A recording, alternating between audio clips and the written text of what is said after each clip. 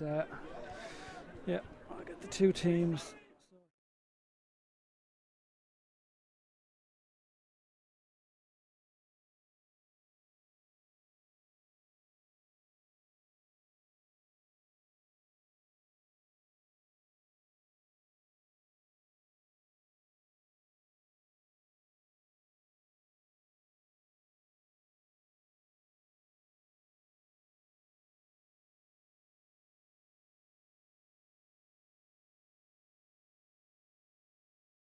Electric Ireland Sigerson Cup quarter-final, UCC taking on St Mary's. These two have had interesting journeys here. St Mary's, of course, were finalists in 2019 under Gavin McGilly, and they won it in 2017, beating UCC in the semi-final. That St Mary's team contained the likes of Cathal McShane, Kevin McKernan, Matthew Fitzpatrick, Conor Myler, Kieran McGeary and others. That was a stellar lineup. They've got some stars in their lineup tonight as well. We'll get to the detail of that in a second. They've had two games, St Mary's. They beat SETU Carlow by 14 points to 8, and then ATU Sligo by 110 to 6 points. UCC lost on the first night against UL, who made the semi-finals last night with a very good victory away to University of Galway. 2-7 to 10 points, the final score that night in the Mardyke in horrible conditions. They went on to beat ATU Galway 112 to 8 points. Then they overcame Queen's in a penalty shootout to get to the last 8. Queen's throwing Lorcan McBride up top, and he caused all sorts of problems.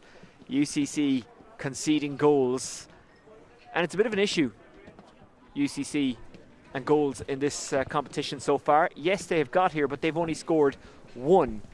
There are changes, we'll go through them in a second. The warm-ups taking place as we speak here on a pristine surface and on a beautiful night. Yes, it is cold, but there's no rain and there's no real breeze. It is perfect conditions for a game of football. Former DCU Sigerson Cup player Tomas Quinn is with me for this. Of course, former Dublin forward as well. We'll get his thoughts in just a moment. Remember, you can join the conversation using the hashtag FirstClassRivals. Right, let's get to the teams. For St Mary's, there's two changes to the starting 15 unveiled earlier today. Shane Donnelly comes in to replace Sean Rock at wing forward, and Killian Burke takes over from Dara O'Callaghan, who was due to play at corner forward. Dara O'Callaghan of Crossmaglen Rangers. He's a bit of a loss because he won a county title last season. He's an ex-Armagh minor. He's also part of the Armagh under-20s. He's a left footer, has played corner forward and more recently half forward for the Cross Seniors.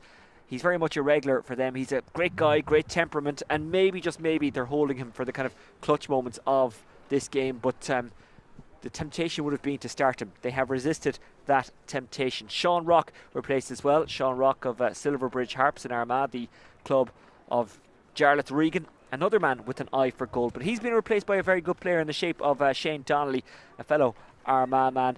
And as I say, Killian Burke coming in for Dara Callahan. Killian Burke of Craig and Kickham is an Antrim, a club that have enjoyed a lot of recent success there. There are changes for UCC to the starting 15, but they're not unexpected, it has to be said. Rory Murphy, who got game time for Kerry during the league last weekend in their defeat to Donegal away to Donegal, comes in. Mark Cooper drops out. Shane Merritt, who's named at midfield, will go to wing back. And in the full forward line, Mark Cronin, Cathal O'Mahony and Dylan Ganey all come in. I think it's fair to say, although Quilter, Quigley and O'Connor are good players, the changes that they have made bringing in Cronin, O'Mahony and Ganey, that wouldn't weaken any team, colleges or otherwise.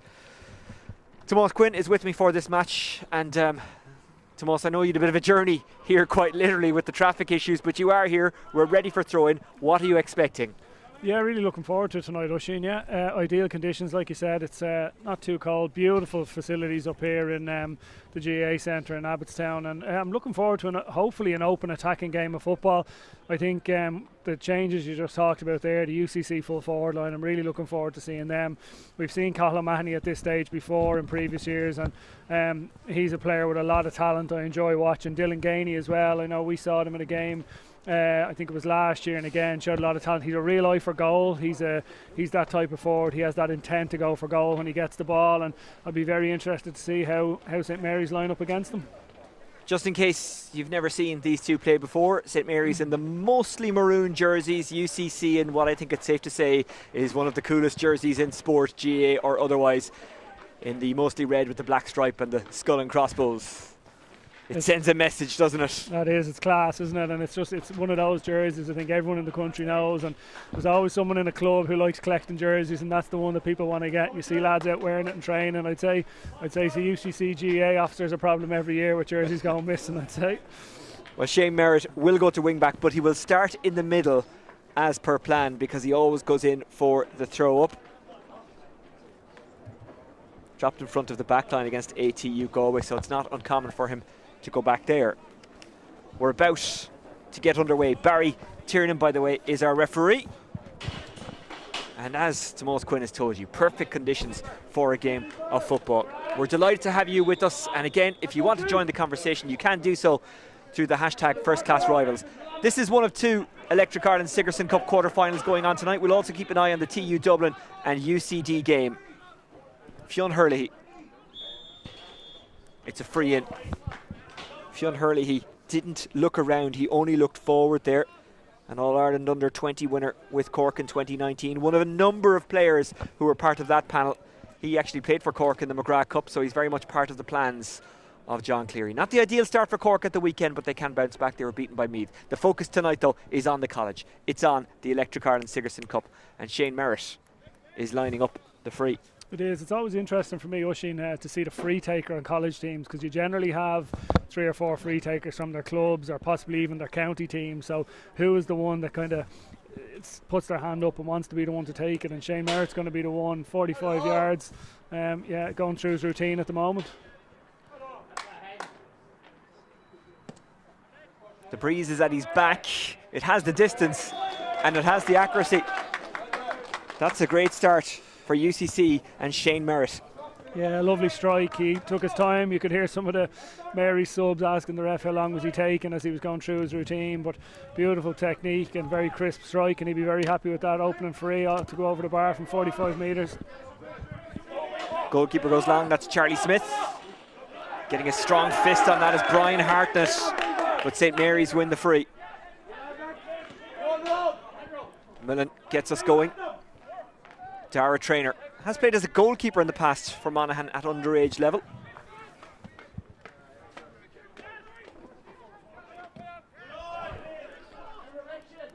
Ball breaks kindly.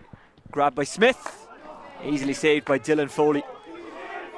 Speaking of keepers that don't always play as a keeper, Dylan Foley, I don't think he's ever played as a goalkeeper for his club, but filled in for UCC when they needed him once, and that's where he stayed. Mark Cronin getting his hands on the ball there. An interesting fist pass from Flavy. It worked. Rory Murphy. Mark Cronin. Cronin continues the run. He wants it back. Turning and twisting is Rory Murphy. Cronin. Murphy. The ball carrier swallowed up there. That's Flavy. And St Mary's turn it over, and escaping is Shane Donnelly, one of the late replacements we just mentioned. McGee, a very tidy player, loves to operate around the middle. Burke, the Antrim man, got it back, and it was flicked back by McCallan to the goalkeeper, Charlie Smith from County Down, Ulster under 20 winner. Another man who plays in goal but who can play out the field. So I think it's the way you can see it. I suppose some of the inter-county keepers in the last couple of years, how comfortable they are coming out, and like you said, some of the outfield players are now being picked in goal, and it seems to be a kind of an evolution of the game at the moment. Mary's on the attack. It's Quigley. I beg your pardon, Murphy. Either way, it's a free in. Cormac Murphy on the run. Got a goal against ATU Sligo. Yeah, really smart play. He picked up the ball just outside the 45, out near his own side, out near the sideline, and injection of pace, little drop of the shoulder, and you could see that bit of the jink that he has and the speed that he has, and the direct running caused a lot of problems in the UCC defence and forced a foul. So you'd imagine pretty straightforward free here for Mary's to get off the mark. The breeze against St Mary's in the first half, but from that kind of distance you'd expect them to pop it over, which he does. Good work from Conor McConville. Yeah, again, very straightforward. A free taker always likes to get a handy one to start the game and get the confidence going, and he couldn't have asked for more from that. So just interested to see. Mary's kind of went zonal on the kick out there, and UCC were happy to go short of it as they try and work the ball out here now, and it's Merritt carrying the ball from deep as they're trying to keep a bit of width in their attack. You can see them trying to spread it out. UCC going direct, it bounces kindly for Hurley. Hurley popping it up. I was about to say blindly, he knew exactly what he was doing. Got the ball back, good 1-2. Brian Hartnett. Hartnett gets a bit of a tug from McGleenan, but he stays going. St Mary's sit back and just don't allow any space for UCC. Murphy. Gainey from Dingle and Kerry. It is good ball retention from UCC. Shanley, who played for Cork at the weekend against Meath. Curtin. Curtin runs on the inside shoulder. Rory Murphy fancies a shot. And it goes wide. Gets plenty of encouragement from his teammates though. Yeah, and I think that's probably going to be the challenge for UCC now this evening. You could see the Mary's got a lot of bodies back. They're flooding the kind of back around their own 45, and they're forced UCC across and back. And you could see that time Murphy took the shot on. It was slightly low percentage outside of the boot, cutting across it, but that's the one where they're going to have to try and select a few, possibly work a better chance than that, and if they're going to be more efficient with their shooting. Murphy gathered it well there, then he was fouled. He's another one who's been involved in the Cork senior panel. Has a county medal or two with Nemo Rangers. Murphy, Rory Murphy of Kerry. Mary's with a really good turnover. Campbell tried to juggle it. Somehow they kept it. McCallan. Smith.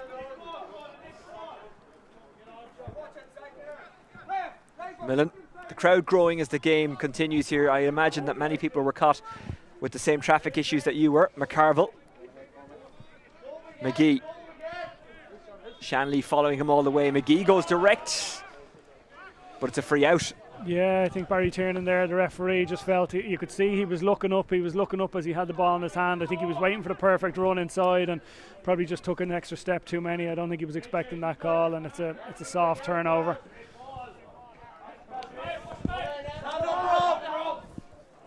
Good turning and twisting from O'Mahony. O'Mahony turning on the afterburners and going for it and getting it. Cathal O'Mahony squeezes it home. A fantastic goal. Yeah, Oisín, absolutely class. Brilliant ball in from Brian Hartnett out into the corner, and it was still two men, two defenders were there, and O'Mahony again just really direct, knew what he wanted, and even when he cut inside, there was a little tug in the jersey. A lot of players would have taken a point in that situation. He didn't. He knew he wanted goal, and brilliant finish, drove it into the front of the net. Great goal. Fantastic goal. Exquisite finish. Amazing stuff. Cathal O'Mahony skinning the fullback, getting inside. Not much Traynor could do once he was beaten by O'Mahony. UCC looking for more here. Cronin has to recycle. O'Mahony determined to win with UCC, played for them in the Electric Ireland Sigerson Cup just 3 days after winning an All-Ireland with his club. Now you know what it is to win an All-Ireland with your club and how difficult it would be to raise yourself to try and play a game 3 days later regardless of circumstance, but he did that. Yeah, fantastic, and he just showed there the quality that he has and what he's bringing to the game already. I'm not suggesting you wouldn't have played if you were asked, I'm just saying it would have been difficult. That's for sure. And it'll be an important couple of possessions here for St Mary's. You can see UCC, the confidence is up, they're loud, you can hear their sideline have been loud even since the goal, and time for Mary's to try and hold a bit of possession and build an attack where they look like they're going to get a bit of threat out of it. Smith, if there's one thing St Mary's won't do, it is panic. Charlie Smith. Good hands, McGleenan. Glides with the ball, McGleenan. Being chased by Hartnett. Continued his run, didn't get the ball back. They try and work a shooting option. Again, good running. Murphy. Good score by Cormac Murphy. Yeah, he's the one so far, Roisin, that's really bringing the game to that UCC backline. He had a brilliant run earlier on where he was fouled, and that got the first score from a free. And then there from play, it just showed you the bit of pace. UCC couldn't afford to foul him again, and lovely finish off his left foot that just clipped the post as it went over. But really good response from Mary's. That was an important score for them. Murphy has represented Derry at minor and under 20 grade, won a senior title with his club as well as a young lad. It's just a loose hand from Shane Donnelly. It's a free. Shane Merritt, I'm sure, will be fine.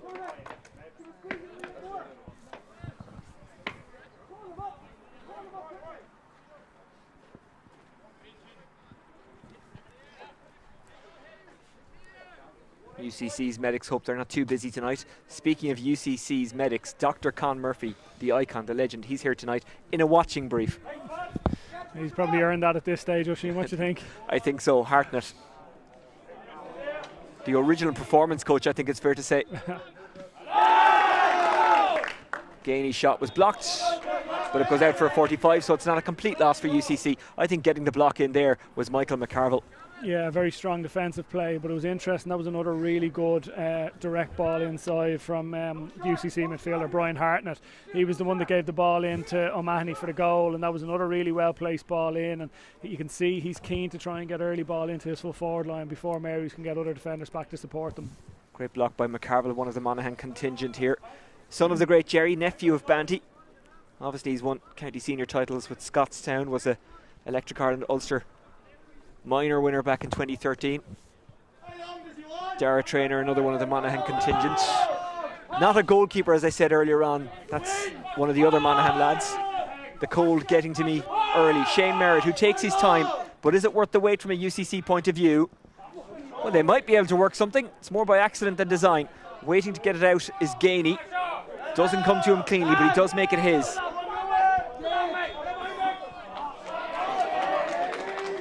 And that's a free. When he blew the whistle, he didn't indicate to whom the free was. It is to UCC. And Gainey is shaping up here. He fancies it. Yeah, it might be different. Like, you can see that cross breeze blowing in the net behind the goal. I didn't think he was going to take the shot out from the angle he was, and he's recycled it back now. And you can see they're trying to build an attack. He went back to Bill Curtin there as they worked their way across the lines. Shane Merritt hasn't really had to do the kind of sitting back in front as the defence thing much tonight, because UCC have dominated the ball, dominated possession, dominated territory. Murphy. Bill Curtin again steps inside. McLean was left kind of grasping at him. Good tape by Hurley. Shanley. O'Mahony. Murphy.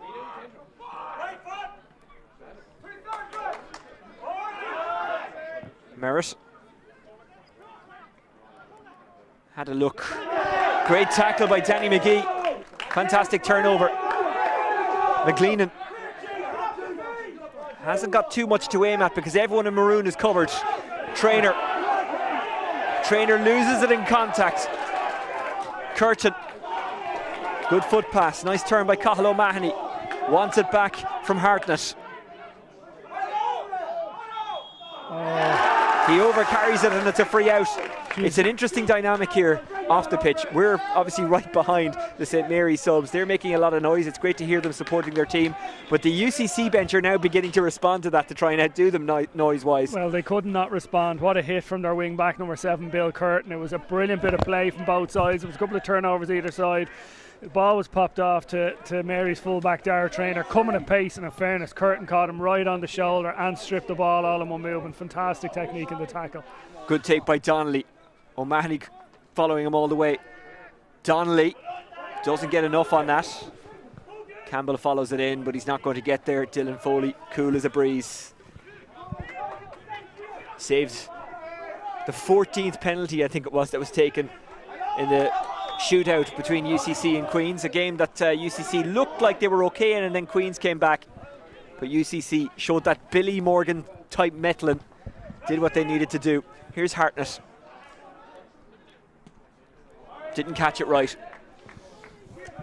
No, he'd be disappointed with that. That's a couple of possessions in a row now. He got done for over carrying a minute ago when he had players where he could have slipped it off, and then similarly there he kind of forced it on his left foot a little bit. So I think we praised him for his ball into the full forward line earlier on, and I think I'd say that the UCC management would rather see him trying to utilise them in future rather than trying to force it like that. Smith.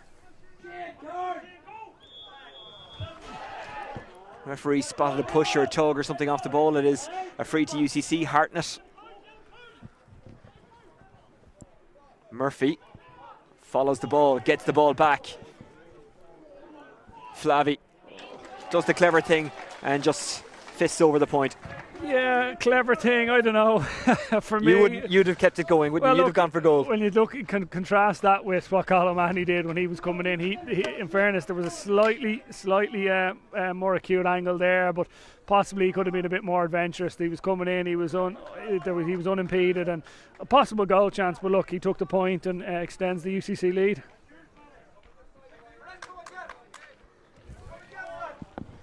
Three between them. As we saw last night, anything can happen in these games. You can watch it back, by the way, if you missed it. University of Galway against UL. And you know how to watch it if you're watching this and listening to us. Just go to the Electric Ireland website, or it's on the YouTube channel you're currently watching this game on. And of course you can join the conversation regards this game or anything else in the higher education Gaelic Games world via the hashtag FirstClassRivals. Trainer is fouled, delivers a good free to McCarville. Cormac Smith is with him. McCarville. Turning and twisting is McConville. Has to go back outside. Murphy. Murphy just thinks goals every time he gets the ball, as in going for the goals, be it a point or a goal. Campbell somehow slaloms through a heavy UCC crowd. Yeah. And then fouls the ball and it's a free out. It is, you could see it coming. There was 2 or 3 times. They kept it very central there, and you can see the way UCC are set up defensively. That's what they want. They're encouraging Mary's nearly to carry it into contact, carry it into the tackle. They'd be better served getting a bit of width there. You could see even when Cormac Murphy did get the ball, like he had 2 really good runs earlier on, but he took it kind of standing, and a lot of the Mary's players were going ahead of the ball, which made it hard to come at pace and actually then make a difference. Hartnett. Rory Murphy. Curtin. Murphy. He had plenty of options there. One of them was Murphy. Murphy trying to get away from the octopus type tackling of McCallan, and it's a free in. Yeah, you can just see the little contrast, like what I spoke about there. You could see the difference in terms of runners coming at pace, coming from angles, coming from wide, and it makes it harder for the defence. Contrast that with Mary's kind of they were slower going down the middle, so you can see another opportunity here for UCC. And again, free taker. You see Dylan Gainey lining up. He was debating it with the wind. It's obviously putting him off from that distance. Gainey judges it to perfection. That was a wonderful free because he kind of hung it up in the breeze. Yeah, beautiful strike. He'd be delighted with that. Yeah, struck it really well. You could see it seemed like he was debating it a little bit, but really clean strike and another good score for UCC. UCC with a bit of a cushion.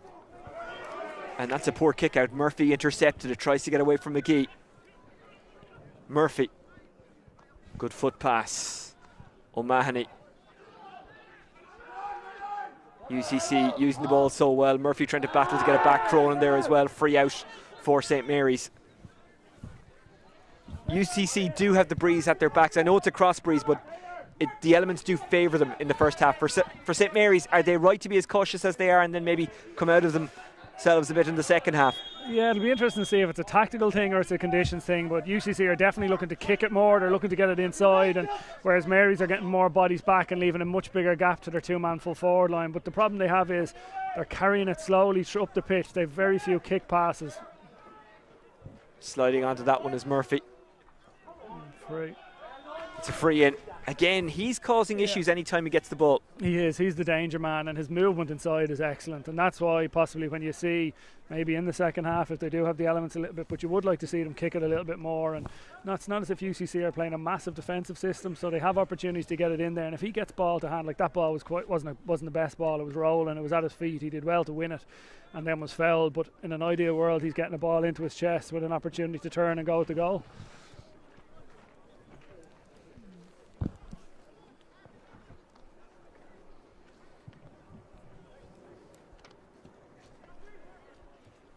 Doesn't have the legs. McConville, keeper under pressure, Dylan Foley, but doesn't mind that. Found himself playing for Cork between the sticks last summer. He was the third choice goalkeeper, but the second choice goalkeeper got injured. Then Micheál A. Martin got injured during the game, so he had to come in. Bill Curtin. He's got a runner out wide, that's Flavy.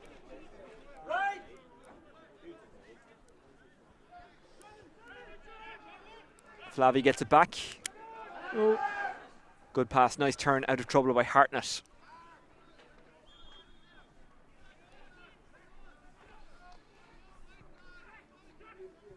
He came out to meet it well, Mark Cronin. Has an outball there in Hartnett. That's not the outball he goes to though, it's Curtin. Curtin into the corner. This is the kind of position O'Mahony loves. Continued his run, didn't get the ball back, but again the runner bringing markers with him and creating a bit of space. Murphy, that's intercepted, and intercepted well by McLeanan. McCarville. Was that a case of UCC having maybe too many options? Yeah, I actually thought they were using the play quite well. They'd switched it a couple of times, they brought a bit of depth into it, and I thought they were spreading them out, but it was just a bad execution on the kick pass, probably a bad choice. He could have gone to a man sooner, but again, this is back to St Mary's, like they got the turn thereafter. Oh, Daniel O'Mahony leaves it behind. Was he fouled? Referee says yes. Yeah, but again, it was a poor turnover. Like Mary's had a brilliant turnover. When you think they had a brilliant turnover, it was Matty McLean turned it over in his own 45. He's the centre forward.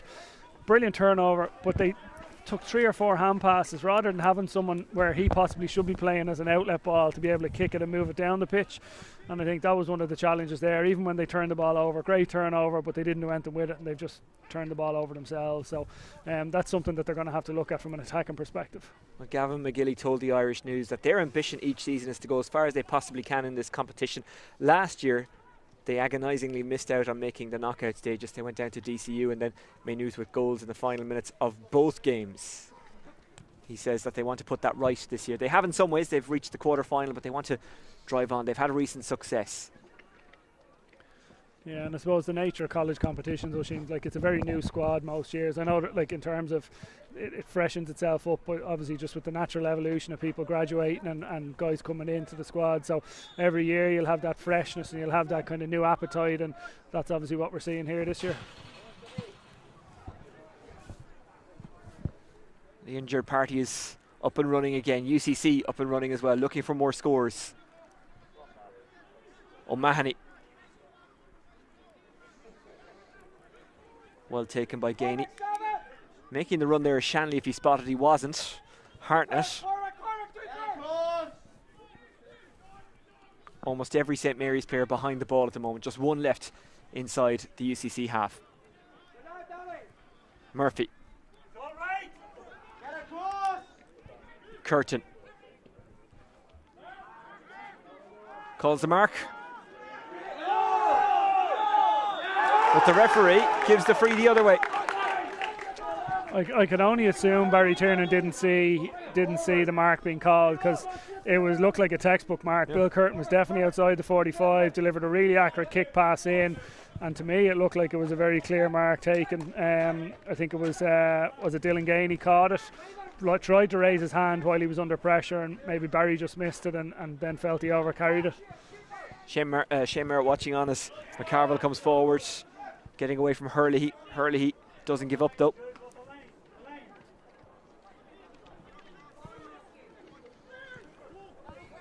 Jude Campbell in a bit of space, but instead they give it to McGee.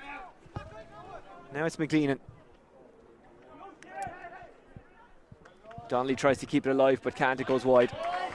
Yeah, a very ambitious shot from there. Like, it was, you know, he's out closer to the sideline than he is the centre of the pitch, and the wrong side for a right-footed kicker, and just drifted far across the goal and wide. And it just seems to me a lot of the Mary's guys, they're taking 2 and 3 solos every time they get the ball. Like, I think they might be better served if you want to take one solo and then have a look and move it a bit quicker. But by the time they're taking all these solos, they're not helping their inside forwards at all.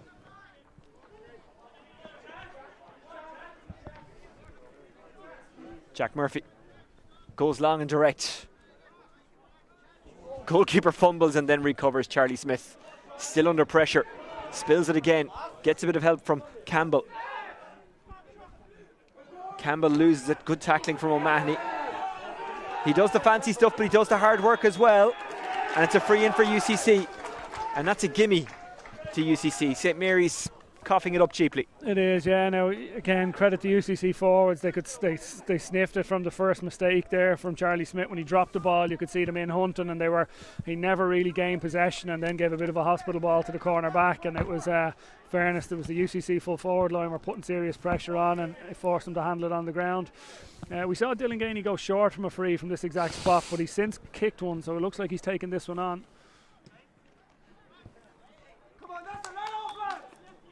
Wide from Gainey. UCC have got the last 2 through Flavey and Gainey. Cormac Murphy got a point for St Mary's before that. O'Mahony with the goal for UCC. Just their second goal in the Electric Ireland Sigerson Cup this season. I'm sure that's a stat they don't care about. The most important one is that they have reached the knockout stages, and at the moment are looking good for the semi-finals. The draw, by the way, has been moved. That will take place tonight, and we will know the identity of all 4, because all of the games, well, the 2 games, have to end tonight. Penalties if required. The other game is TU Dublin against UCD. We'll try and bring you a scoreline from that if we possibly can, but a lot is happening here. We haven't been able to take our eyes off it. Cormac Murphy, McLeanan, who really stood out for the Tyrone under-20s. Murphy. Back to Fitzgibbon Cup action next week, by the way. We'll bring you a couple of quarter-finals depending on what way they line up. Charlie Smith is up in support. They don't go to him, it's Cormac Smith. I could just sense your frustration. Yeah, sorry. Like, again, they've held possession for a couple of minutes, and they tried to make inroads. McLeanan had the ball, Murphy had the ball, and they were cycling and they're patient. And then Cormac Smith seems like a bit of an aimless enough outside of the left. To me, it looked like a shot. Now, it ended up bouncing before it went wide, and the full forward looked like he was trying to retrieve it. But again, pretty poor use of possession again, and it'll be frustrating for Mary's from an attacking point of view.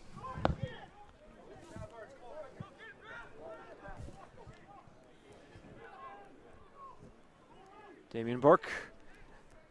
Dan O'Mahony. Good work to get it to Rory Murphy.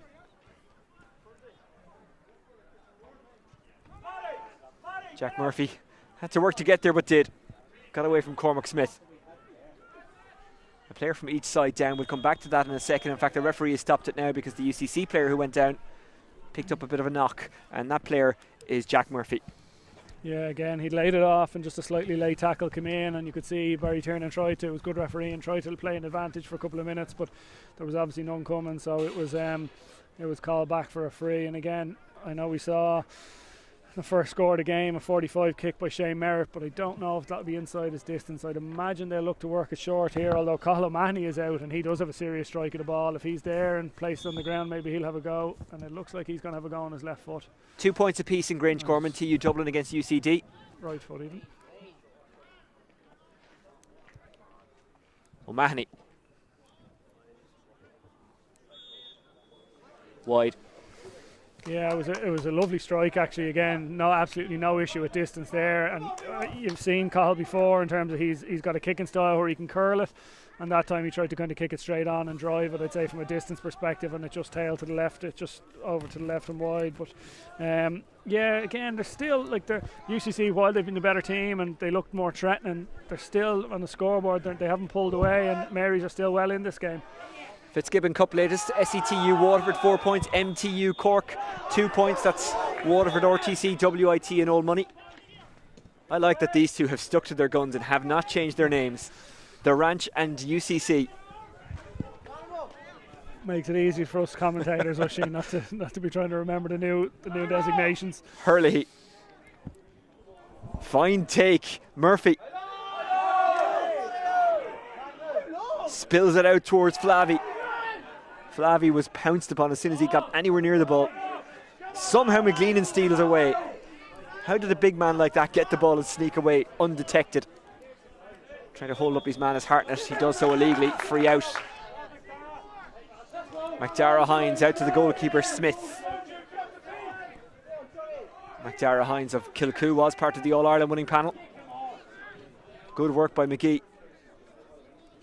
Smith is still up in support. It's Murphy. Measures, shoots, that's going to drop. Donnelly has to go after it, keeper under it. He kept his head, Dylan Foley, and it's a free out. That's good composure from a guy who is not naturally a goalkeeper, well, certainly didn't grow up as one. No, and you could see, for me, one of the biggest things with goalkeepers is decision making, and he'd made up his mind early. He was coming to claim that, and he did that, you know, and that's what you want. That gives assurance to the full back line. They know in those situations that there's no one in two minds behind them, and he dealt with it very well. Murphy. Delicious ball to Gainey. Gainey trying to get away from his man Burke. Flavy has a go.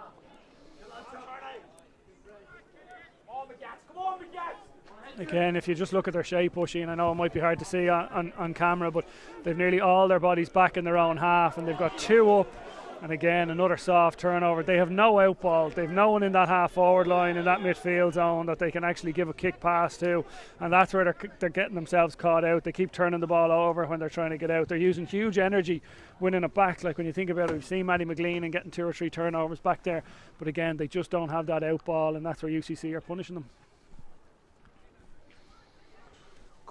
Cormac McGettigan is down, but the free is still going against his team.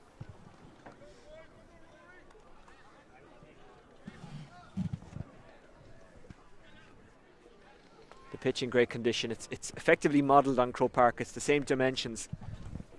It's immaculate, and dare I say, it looks in a lot better condition than Croke Park does at the moment. Obviously, it probably hasn't had the same use as Croke Park has had with the club championship games on it in November, December, and January. But it's a beautiful facility here, absolutely fantastic. Something the GA should be very proud of.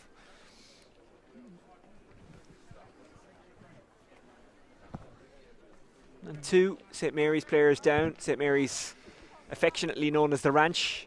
It was just a teacher training college at I don't mean just a teacher training college at one stage. It was for teacher training only at one stage. It's now diversified a bit. Yeah, it has, and you can see, I suppose, from a sporting perspective, they've certainly been punching above their weight. They'd have far less numbers than a lot of the colleges they'd be competing with against in this competition. And in fairness, they've always produced really strong teams, and it's something they take great pride in their Sigerson, in their how competitive they've been, and as they are tonight. Shane Merritt lining it up.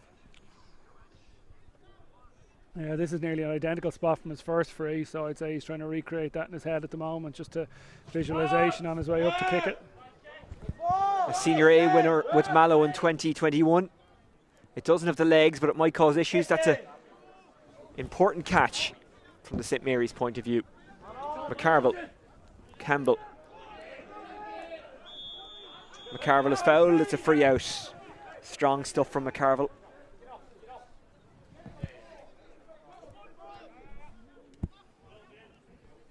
Millen.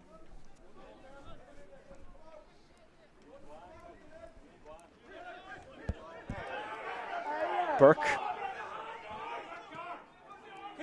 This is where they need to build their attacks now, Oisin, when they're carrying it out now. See if they have men in the link now, because it was because it was coming from a free. They have an opportunity to try and see if they can cause UCC some more problems.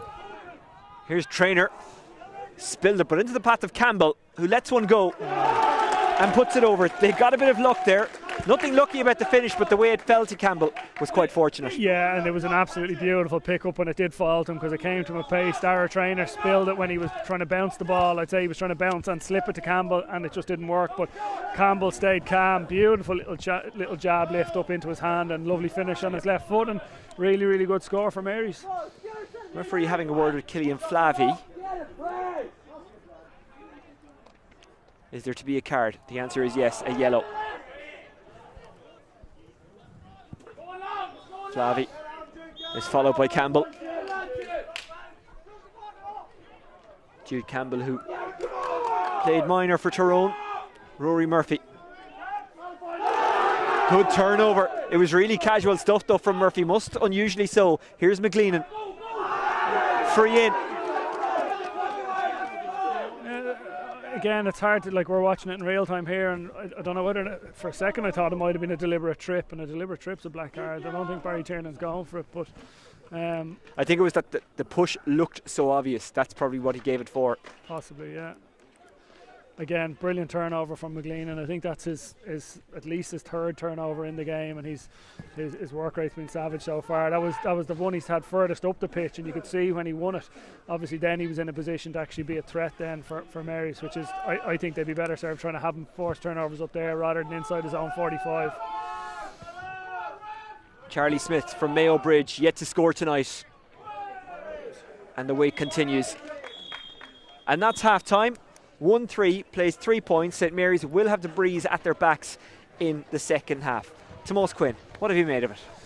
Yeah, do you know, Oisin, it's been, I know it's for low scoring, I suppose, but I think it's been fairly evenly matched. I think obviously the bit of magic from Cathal O'Mahony for the goal has definitely been it's obviously the difference on the scoreboard. It's probably that one bit of difference in quality that we've seen throughout the game. I think both teams will probably be frustrated. I think there's been at least 5 shots combined dropped into the goalkeeper's hands, and while there is a bit of a breeze out there, certainly not enough for players of this quality to be dropping shots short like that. Both teams have missed a couple of frees, albeit from distance, so I think both will be frustrated with their return percentage from shooting. But again, the endeavour and the work rate and the honesty from both sets of players, I don't think either team can be at fault for that. So I'd say both management teams would be, you know, fairly content going in at half time from a perspective of they're both in the game, and it's set up lovely for a big second half.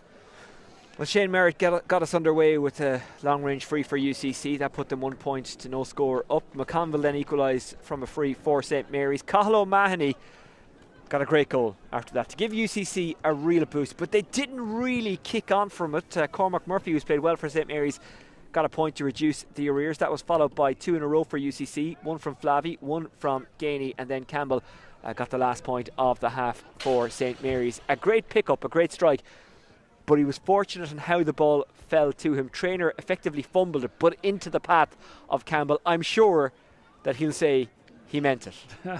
He might try and say it. I don't think he'll get away with it. But I do think his intent was probably, I'd say one of the reasons he fumbled it was he could see Campbell coming at pace, and he was trying to get it back into his hands to slip it to him, and like that it caught his foot. But Campbell with a beautiful piece of skill. Again, little bits of magic like that you can see, and that's what they'll obviously build on, and that's what Mary's will be looking to add to in the second half. And again, well, we think UCC have probably been the better in terms of quality so far this evening. They still haven't. They've left a good bit out there, so Mary's are right in this game.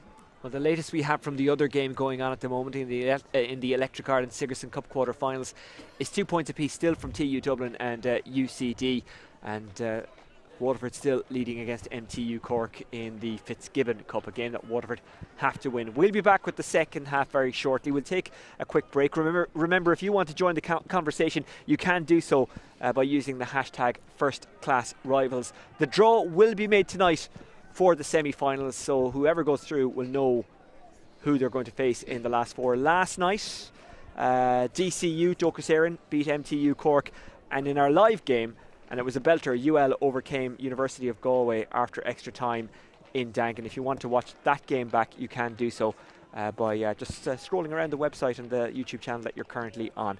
We'll be back with the second half soon. UCC 1-3, St Mary's 3 points. Join us very shortly. Good turning and twisting from O'Mahony. O'Mahony turning on the afterburners and going for it and getting it. Cathal O'Mahony squeezes.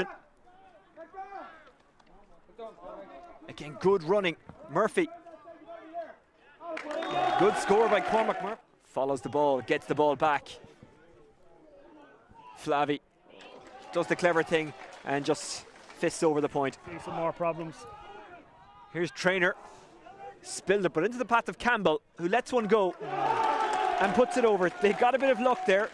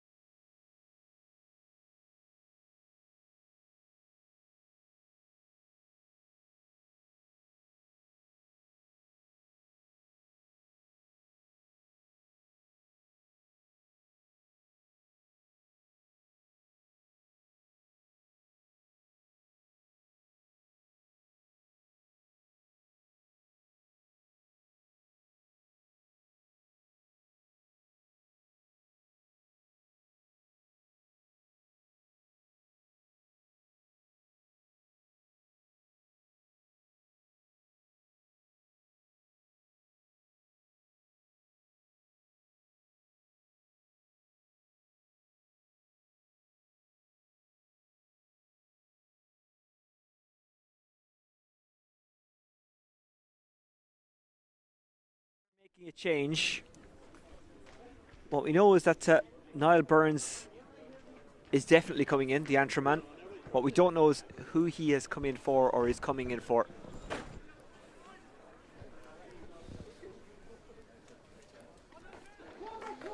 Yeah, I'm looking around, Oisin, trying to identify who it is. It can be hard to see at times. Yeah. Obviously, they're all in different positions. You can see in front of us. So we'll work it out now as the opening. It's one of the beauties of this competition that very often there's no PA person to announce the changes, or they don't put up the board. You just have to work it out yourself, a bit like a lot of these guys are doing in college at the moment. That's a great catch by Shane Merritt. UCC playing from left to right in this second half. Murphy, lovely dummy. He's got skills, doesn't he, Murphy? So does this man, Fionn Hurley. Dylan Gainey thought about the shot, somehow guided it through to Hurley. The route was blocked. They'll go again. O'Mahony trying to juggle it. Is that Quigley, I think, who's come on for UCC? Thought I saw number 14 there in the distance. This one's up in the air from Hartnett. That will have snow on it when it comes down. McConville takes it.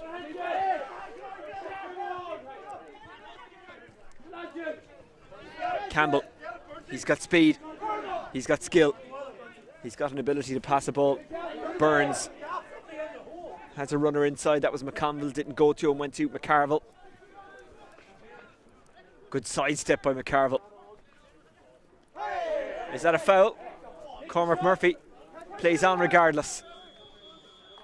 And it is.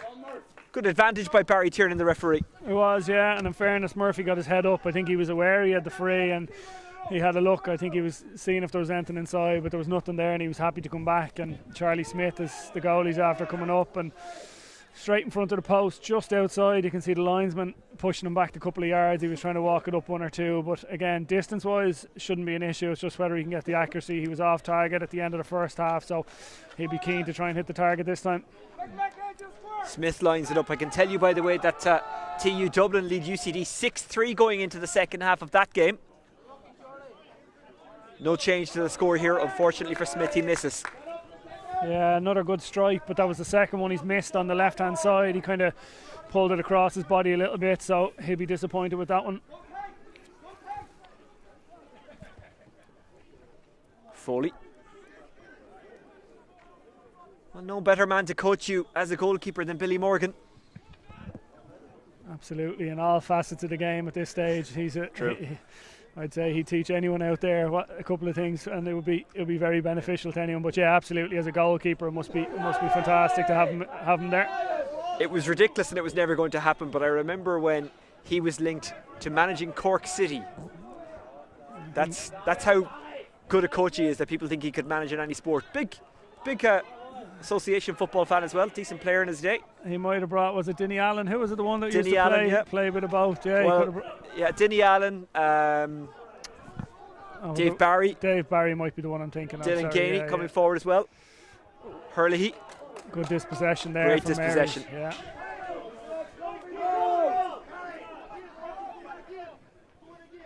Burke. 1-on-1. McCarville. Left behind by Murphy. He's still battling for it, as is McGleenan, and they win the free in. It was brave from McGleenan to go down on it like that. It was very brave. Murphy did well again. He was shown well inside. He was one-on-one for a few minutes. You would have loved to have seen McCarville let it in a bit earlier. He took a hop, he took a solo, and at that stage Murphy, who had separated from the full back, all of a sudden ended up trying to win it under pressure and under duress. But again, while he didn't win it clean, he certainly didn't let any UCC defender win it, and then McGleenan was brave and forced the free, and we see Charlie Smith coming up again, this time a couple of yards inside the 45. So again, similarly, it won't be a distance issue, it's more just the accuracy. You'd like to see him aim it out onto the post, further out onto the post on his right hand side, and try and bring it back in a little bit, because he's missed the last two to the near post. Smith with the elements behind him, although it is a bit of a cross breeze. That's a great strike from Smith, and you can hear what it means to his teammates. Yeah, really good strike, and again you could just see, just from an accuracy point of view, he gave himself more of an opportunity there, opened it up a little bit, and really good strike. And yeah, good start from Marys to the second half, and you can hear the support from their subs here in front of us. First score of the half. UCC have already had to go to penalties against one Belfast-based team in this competition this season already. Remember, it has to end tonight. Penalties if required. Extra time before that. A taken turn from Cronin. The shot wasn't on, so had to go all the way back. Gainey. Morris Shanley. Murphy was running down the right. Curtin delivers to him. Back to Curtin from Kilshannig. A real up and well, it's been around for years, Kilshannig, but they're having a great time of it in the last couple of years. Murphy. Murphy still going somehow. Murphy draws that one in beautifully. Beautiful score from Rory Murphy there, Roisin. Like you could just see when he won it, I'd say the Mary's defence are kind of happy enough. It seemed like he was carrying it into a number of bodies, and it would have been a possibility of a turnover, but beautiful little jink, and then a fantastic finish. You could see the inset, just off the instep, curled it beautifully inside the post, and really, really good score. Won a county with East Kerry last season. Very, very highly rated Rory Murphy. He stood out in a team that contained Cliffords. That's how good he is. Yeah, you can see the threat there when he got the ball, and the high skill set that he has. And again, UCC will be looking to get him more involved himself. You'd like to see a little bit more from Cathal O'Mahony as well, try and get ball inside to the two of them. Hurley just pins the ears back and goes for it and guides it over. His first of the game. Yeah, another good score, and again they just moved the ball, the turnover again just outside midfield, moved it quickly, and Hurley got the ball, and you can see the intent there. From first it was from Rory Murphy a minute ago with his point, and then similarly there with Fionn Hurley, he drove at the goal, and lovely score. Well, St Mary's got the first of the second half, but UCC have responded with the next two. They get away with that little fumble. McCallan. Trainer. Campbell. Trainer. Part of the Monaghan panel at the moment. Of course, Monaghan opening up with the defeat to Armagh in Castleblaney last Saturday night. I was at the game. You couldn't get a seat in the stand over an hour before throw-in.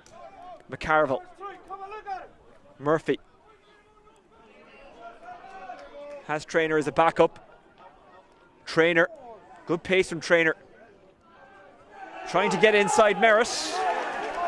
Takes too many steps, free out. Yeah, it was good defending all around. Firstly, I actually thought number 4, Damien Burke, did a really good job defensively, because you could see Cormac Murphy got it. He tried to jink inside, and then to come outside looked like he wanted to shoot in his right foot, and while that move worked in the first half, it didn't work there, and you could see that Burke had learned from what had happened to him earlier on, forced him to lay it off, and then another turnover. So good defensive stand there from UCC. Half time, by the way, in the Electric Ireland Fitzgibbon Cup Round 3 encounter. It is SETU Waterford 111, MTU Cork 9 points. MTU Cork going out of the Sigerson Cup last night. Looks like they're going out of the Fitzgibbon Cup tonight. Still a long way to go in that game though. Morris Shanley wants it and gets it. Looping around him is Murphy. Shanley up against Campbell. Cronin. Wide. Wide on the near side. Now you can correct me on this. Is that the worst kind of wide, or does it matter whether it's the near side or the far side? It does matter. Some wides, okay. Some wides are worse than others. Now, I think he just snatched at that there. In fairness, I think you could see the Mary's defender was coming in, and he could feel the presence coming in. So I think that's what forced him to pull it a little bit. But yeah, look, I think as a forward, the more chance you give a shot of going over. So whether that means going to the far post, I think it gives you a chance from a percentage point of view of making more of your shots. But yeah, he'll be disappointed with that one there. Sean Quigley about to come in for St Mary's. They went wide to Burke from Trainer.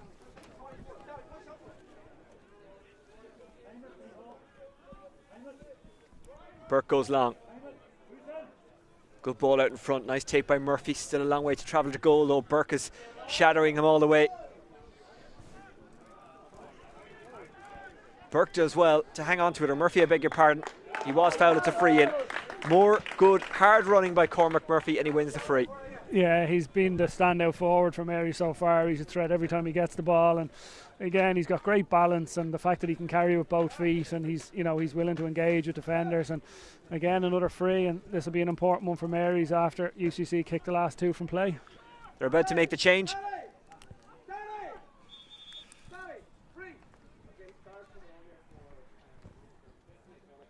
Dara O'Callaghan coming in as well from Crossmaglen. Can get scores. Really good to work it into shooting positions, really good to take shots when he gets into position himself. Now he's going on, so who's coming off?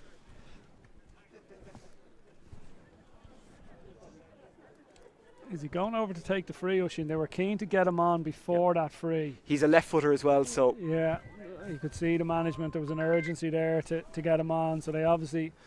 Yeah, he's going straight over to take it, and he's after coming on in place at midfielder number 9, Cormac Smith. That's right.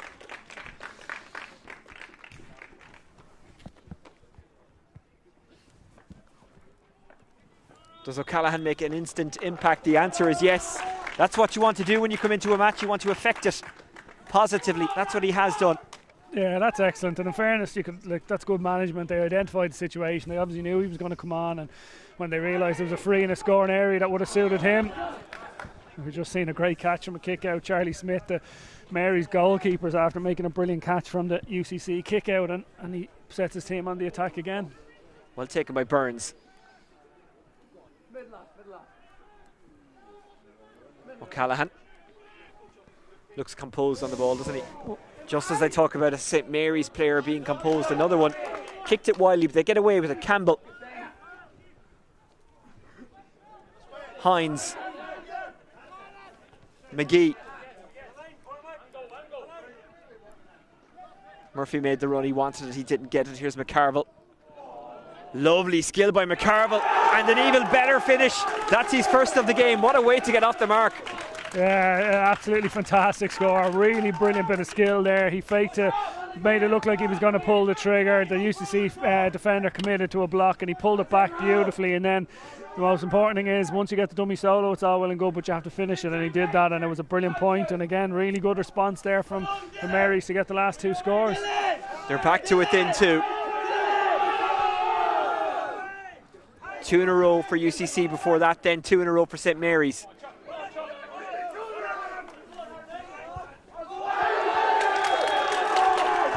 Marys have never led in this game, but it's not about who's leading during it, it's about who's leading at the end of it. Tension spilling over just a little bit. That happens when it means so much to these players. This is just one of those situations where you don't want to throw a punch or get yourself sent off, but you can't back off. You can't be seen to be backing down. Yeah, look, to be honest, it's silly stuff from both sets of players. I don't see much value in it. I know there's a bit of pushing and shoving and a bit of bravado, but surely if you're Marys, you want to get the ball going again. You've just got 2 really good scores. You've got another turnover there. Like, surely you want to try and build on that instead of wasting time doing this. And yeah, I think that both of them would be better served just getting out and getting on with the game.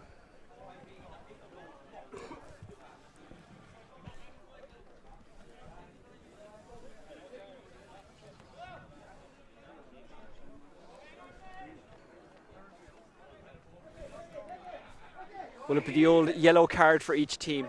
I would have thought so, yeah. These were the 2 who were involved from the start. It was Conor Millen and it was Mark Cronin, and again Cronin ended up right in the middle of the Marys kind of management and selectors there. So look, I think, like I said, I think both of them would be better served getting back out and seeing if they can influence the play in a positive manner.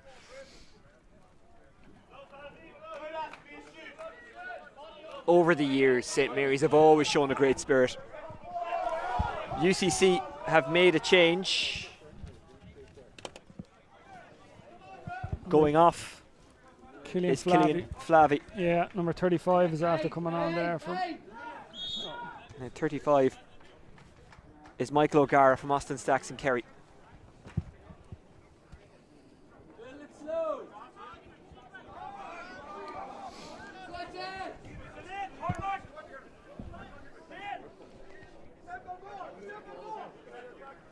Smith, back to Burke. McGettigan. Campbell takes it over the line. Line ball for UCC, which they wanted to take quickly through Bill Curtin. I don't think they'd realised that Charlie Smith, the Mary's goalie, was up on his own 45 when they actually won that sideline. If they got one kick pass inside, there might have been an opportunity for a long-range effort at a goal. Like Paul Walsh just last night for UCC. Hartnett. Hartnett moved it off, then drifted inside. That's a good pass, if that's what he meant. Curtin. Fine score from Bill Curtin. His first of the match. Yeah, excellent score again. I don't think it was meant as a pass. I think the first effort was a shot, and it was, you could hear the fingertips, the block, and in fairness, it fell kindly for UCC, and it was recycled out to Curtin. He's had a really good game tonight, Oisín. He's had a couple of big hits defensively. He'd one big hit in the first half, and he's got through a lot of work, and that was a really well taken score there, and he's back in his defensive role already. Campbell is off for St Mary's. Sean Quigley has come in. Not the Fermanagh Sean Quigley. The Armagh Sean Quigley. Campbell played well. He left it all out there. Rory Murphy. O'Gara. Steps was the call from the St Mary's bench. They were right. They were a little ahead of the referee on that one. They haven't been shy with their encouragement so far for some of the refereeing decisions this evening, and that one went in their favour. And yeah, chance for them to try and build again. You've seen in this second half, goalkeeper Charlie Smith's been more and more adventurous, and he's coming out. He's outside his 45 and trying to help them build attacks. O'Gara chasing down the runner. That's Dara O'Callaghan, the two substitutes. O'Callaghan, this time using the right, intercepted by Merritt.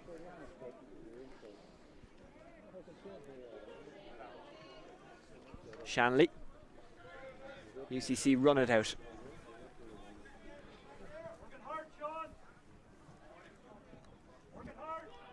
Bounces kindly into the path of O'Mahony. Got a goal in the first half. Might get one here as well. No, settles for the point. Actually has to settle for nothing because he meant to fist it over. You can't fist it into the net.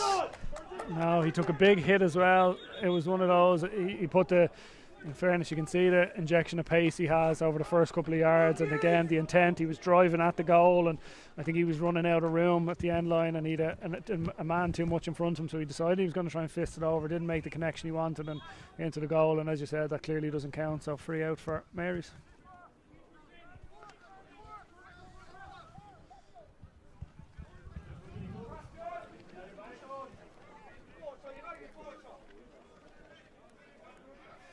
Mary's, they've never managed to get ahead, but they've always stayed in touch in this game. McLeanan goes long and direct where it's 1-on-1. Now it's 2-on-1 because UCC get numbers back. It was really clever play by one of the defenders. He actually didn't even look at the ball. He just blocked space, got in the way. He did, yeah, and you could see where the threat was, and you could see it was Murphy again was coming out. Now, it wasn't a good ball at all from McLeanan, whether it was a shot he was taking on or, again, he didn't need to hit it that high if it was a pass. And Murphy, in fairness, did very well to try and win it, but like you said, UCC positionally were very good there. Shanley.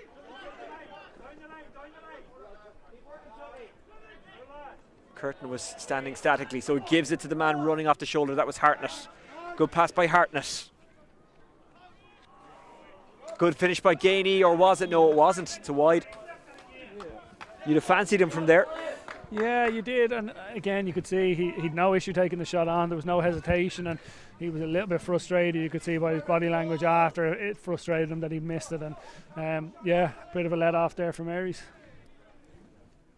Conan Millen is on his haunches and breathing rather heavily for St Mary's. This game taking a toll.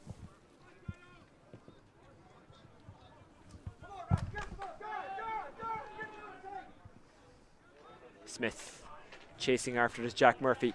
Winning possession is Jack Murphy. Curtin. Hurley. Hurley, one of those players who looks like he runs as fast with the ball as he does without it. He's still there and available for the pass, and he does get it into his hands.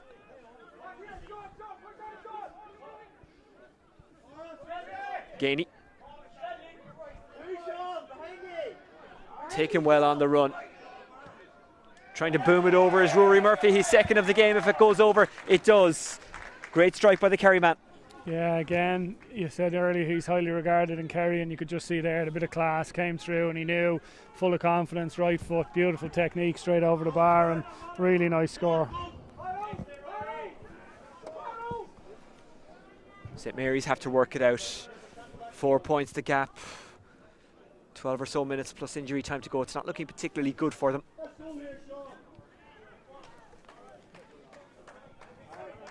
Hines is brought down. It's a free. McLean, who's been busy tonight, he's worked incredibly hard, as has this man, Dara Traynor. McLean, they need a boost, and they haven't got it. They have got it. Oh, that was a wide well, ball, obviously, I, along with the UCC players and supporters who were here, thought that was wide. The referee will go in and ask the umpires. Ultimately, he'll make the decision, but that's a big moment. It is a big moment. It was clearly wide. You'd like to see, obviously the umpire caught underneath it, didn't realise. The linesman here on this side, I think Billy Morgan's having a quiet word. I can only assume the linesman's going to go in and correct the referee here. It was a good effort from Matty McLean, but again, it came, you could just see it clearly on his left foot. Tried to curl it back in, but didn't get enough on it, and it was... Well, you're about to get a look at it here on the replay that we have in front of us. So you have a look at this screen here, and go radio style there. Explain what you've just seen. Point or no? Yeah, no, it didn't. You could see he tried to pull it in on his left foot, tried to curl it, and it just didn't curl enough for him. And I think you can see they've got the right decision. The two umpires, we're going to see that. The cross flags are benefiting the skull and crossbones Oisin till this evening at the moment. In fairness, it's the right call. So look, it is, yeah. And again, credit to Barry Tiernan. He used his officials there. It was a genuine error from the umpire, but it was corrected likely by the linesman here on this side in front of us. So fair play to the officials. They got the right decision. And they did the right thing. That's Charlie Smith, the goalie's second catch of the game. Again, another really well won possession in the middle of the field. He's had a good impact in the second half since he's pushed up. Danny McGee looking for Quigley, not finding him. Pickpocketing him was Daniel O'Mahony. Here's Curtin. Somehow it was gathered by Daniel O'Mahony. And then the foul was committed. Mary's take it quickly. They want to make up for lost time. Murphy. Traynor. The pass behind Traynor kind of slows the attack down a bit. Has a looping run from Hines. Back to Traynor. McLean.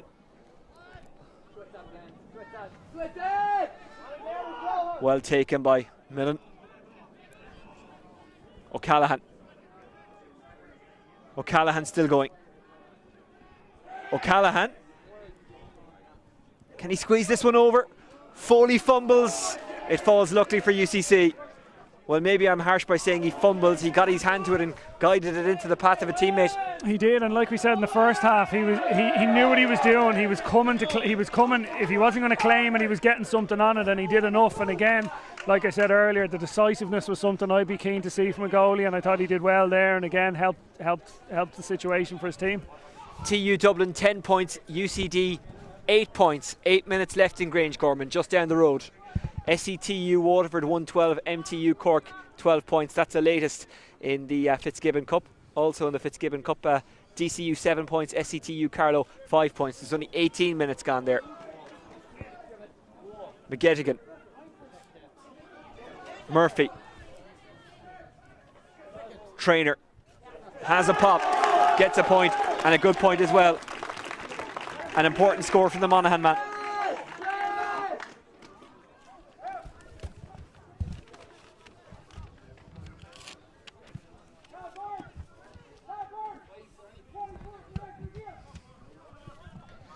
Yeah, big score for Mary's there, Oisin, and again just closed the gap. And like you've said all night, they haven't led. They've been kind of chasing the game from the start, certainly since the Colin Mahoney goal, but they're staying in there, they're staying in the game. Again, you can see the fight that they have, and they're right in this as we're coming to the closing stages.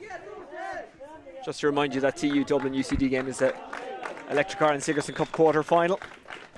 McGee goes off, and because I was checking out the scores from the other games, I didn't see who went on. It's collected by McConville. St Mary's get it free, they take it quickly.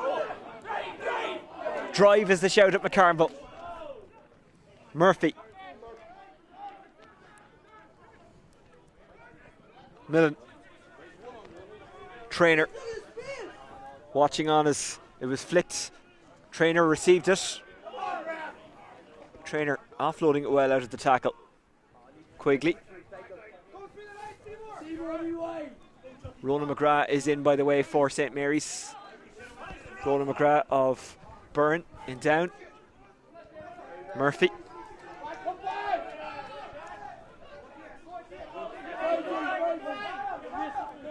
Burke.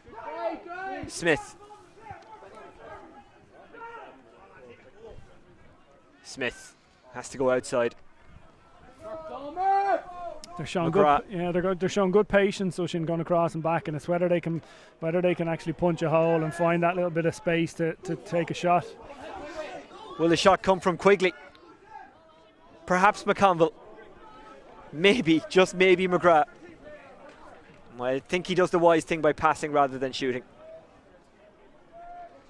You can see they're starting to get tired out there, both teams. There's a lot more walking, you know, when the ball's not beside them, there's a lot more players walking than there was in the first half, and you can see the energy levels are dropping a little bit, so this is where that bit of freshness, the fresh legs, can guys off the bench make an impact. McCarville.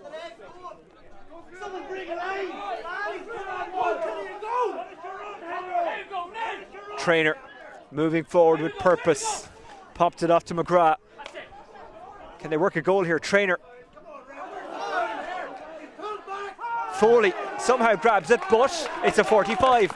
Not a bad end result for St Mary's. It wasn't, no. You could see they kind of ran out of patience a little bit there, and in fairness, it was a good run from it was a really good run from Dara Trainer. He'd been involved in the move a couple of times. He kind of snatched at a shot that was well blocked, and again Dylan Foley had to come, and again it was a brilliant catch. I think when he spun or made contact with the Mary's forward, he obviously spilled the ball over the end line. So another opportunity for Mary's to close the gap. And it will be Smith, who's already hit one.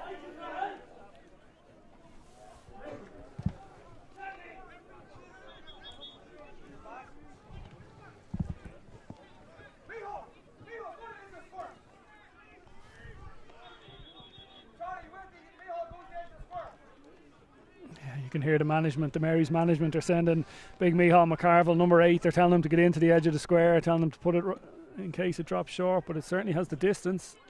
Again, he just missed it. Unfortunately, not the accuracy. No, you could see the frustration. He's jumping up and down, he's hopping up and down in frustration at missing it, and all three on the same side, Oisin, and I think that's probably one of the things that really frustrate him. Again, distance wasn't an issue. UCC have got that kick out off so many times. They clear out the middle and they let Bill Curtin come short, but they've turned it over there. McGettigan had a few options. Burns was one of them. Good block down. Falls kindly for St Mary's. Murphy gets it back outside to Hines. Miscuties pass to Burns. UCC have it back. They just cannot cough up possession that easily. Yeah, it was a brilliant block originally from the shot. It was a fantastic block, and I wonder, I'm not sure, was it Daniel O'Mahony who got the block, the UCC full back? It was hard to see, but it was brilliant full length as the forward was pulling the trigger, and it was a very important play. Sean O'Connor from Clonmel Commercial is about to come in. Did damage to some of his teammates earlier in the winter with a win against Nemo Rangers in the AIB All-Ireland Club Championship, well, the Munster Club Championship. But all is forgiven. And now he's working with them in order to get to the final, or the semi-final I should say.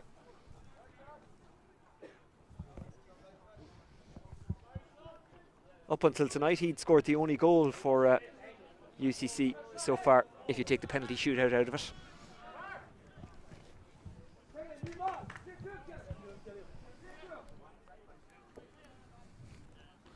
And we spoke about the fresh legs, opportunity for him to come in and make an impact. I'd say it would have been disappointing not to have been in from the start, and obviously he's competing with some really, really good forwards there, with obviously Gainey and O'Mahony and Mark Cronin, who's after coming on for. Have had good games this evening, but yeah, an opportunity for him to stake a claim here.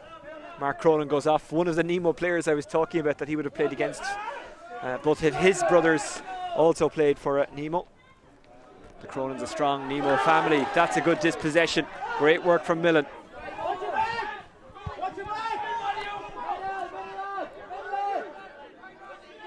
They're showing patience. They will probably need a goal. They have a free, which will be taken by Sean Quigley, who gives it to Smith.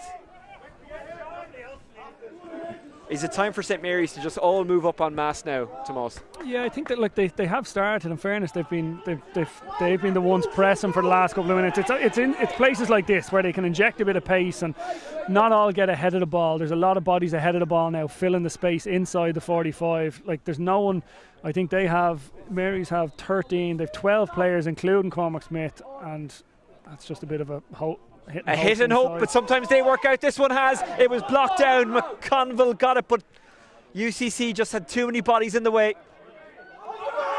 Was that picked off the ground? St Mary's think so.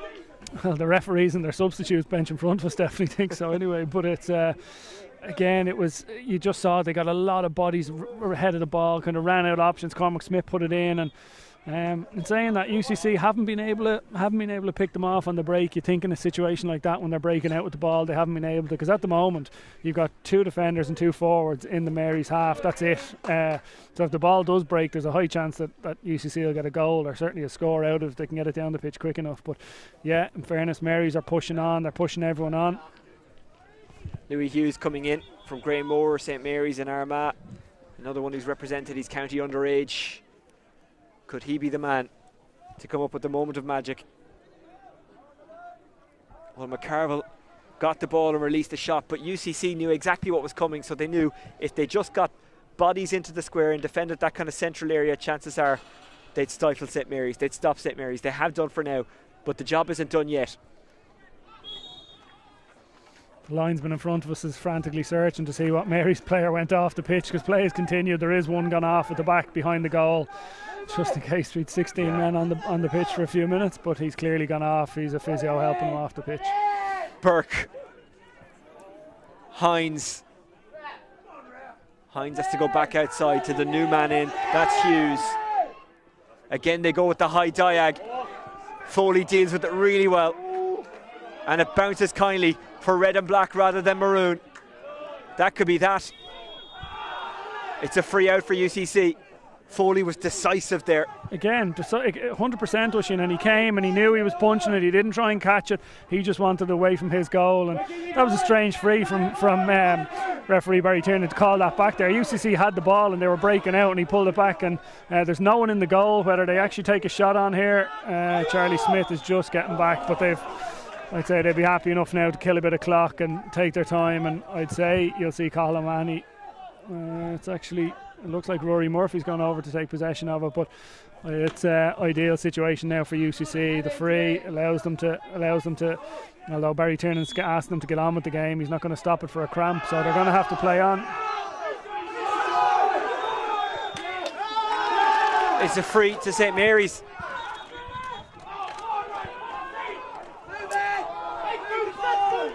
And they kick it away, yeah. And that might be that. Hartnett. UCC just have to hang on to the ball. Easier said than done, I know. Hartnett. Well taken. Murphy. Probably one of the players of the match so far. Here's Hartnett. Shanley. Hurley. Curtin in plenty of space. The ball goes behind him, but it doesn't matter. Jack Murphy, the captain. Very good basketballer as well.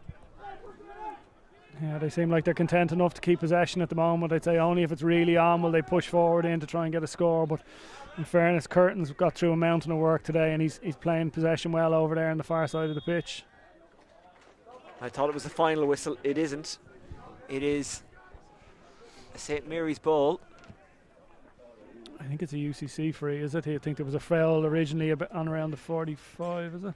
He seemed to be pointing back up the other way, but yeah, you're right, it is a UCC free. I think he was just asking him to bring it back to the spot of the foul. He played an advantage for a few minutes, and I'm actually a bit surprised. It's a long way out for this free, and it feels like even if he kicks it, okay, even if he is going for it.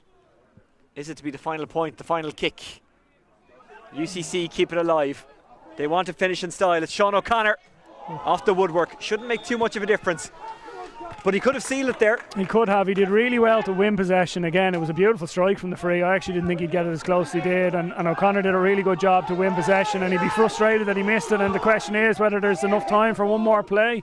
We've had a lot of injuries. Will the referee stretch the clock a bit and give St Mary's the time to create maybe one more chance? Quigley. It looks like he will. He'll obviously see fouls from UCC to try and slow it down. So again, they're roaring at big Mihal, number 8, to get in, Mihal McCarville to get up, and I'd say it's going to be pumped in. Once they're close enough, you'd imagine it's going to go inside, in on top of the edge of the square. A goal will bring us to extra time. Hughes put it in as the shout at Hughes. He recycles it. This is going in. There's players going down off the ball. It's a real scramble. It's come to McLeanan. It's a goal. St Mary's have done it. We're going to extra time. It fell to McLeanan, who was the right man in the right place. And St Mary's have pulled this one out of the fire. Pulled it out of the fire is right, Oisín. Unbelievable. It was a fantastic ball in. It was a beautiful delivery.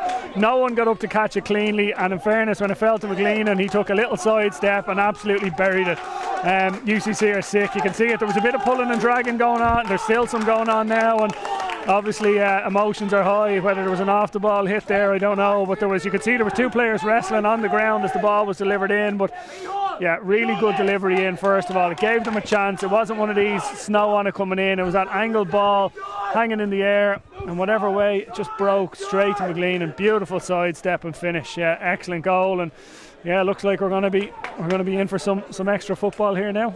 McLeanan, his dad was an inter-county star. It looks like he is set to be one as well. His dad also managed Cavan for a while as well. It's not about his dad this evening, it's about him, McLeanan. Well, I think I said to you when you got here, just accept we're going to extra time and penalties. Well, it looks that way at the moment, and Barry Tiernan's going out to talk to Cormac Murphy, the Mary's full forward. Yellow card. I think he was obviously one of the ones wrestling on the ground. So I didn't see him going to any of the UCC players. It's extra time. 2 periods of 10 minutes to come up. Penalties after that if we can't separate them. It will end tonight.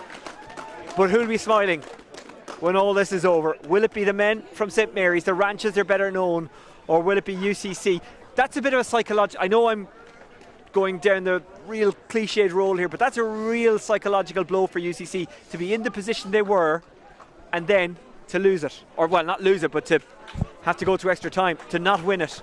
Yeah, absolutely it is. Yeah, and you could see when you think about 1 or 2 of the chances they had there at the end, even just to kill possession, and it was obviously Sean O'Connor hit the post with a point that, like, if he'd a chance to hand pass it over the bar, and it would have, it obviously would have sealed it for them, you know. So yeah, I'd say it's very, very different, contrasting feelings at the moment. You can see the Mary's group are in front of us here, the manager's in the middle talking, and you can see they're buzzing at the moment. Obviously a last minute goal, just the energy they'll get from that. So it's up to the UCC management to come into the dressing room now and try and get the UCC guys going again and get a bit of freshness and see where this extra time takes us. Well, we had a bit of a slow start regards streaming in the Electric Ireland Sigerson Cup. The first couple of games we brought you were quite one-sided. We were surprised by that. The next 2 were anything but. They've both gone to extra time. Last night, UL and University of Galway, as they're now known, went to extra time. Tonight, this is going to extra time, as they are in Grange Gorman. 11 points apiece it finished after normal time between TU Dublin and UCD in the Fitzgibbon Cup. At half-time, DCU lead SETU Carlow 110 to 8 points, and with a minute to go between SETU Waterford and MTU Cork, Waterford by 2. If there's one thing I've learned here, don't write anyone off late in the game just because they're trailing. We did say that Sean O'Connor miss could be big. It proved to be the case. They went from being 3 points up with the potential to go to 4 points up with not much time left. to remaining 3 points in front and then conceding a goal. And like, you can come up with all the tactical plans in the world, but sometimes just a big, high, lofted, ignorant ball into the square is what does the trick, and that's what happened there. It was, yeah, and it was, again, obviously it was at the stage of the game, they'd no other option. We were even wondering, was the referee going to allow enough time to even give them the opportunity to do that? And again, they got bodies in. I actually think it was well delivered high ball. Yeah. Like I said, it wasn't. I'm being harsh. Yeah, by I know, that, but I understand the point. But it was more the angle it fell at, and it allowed.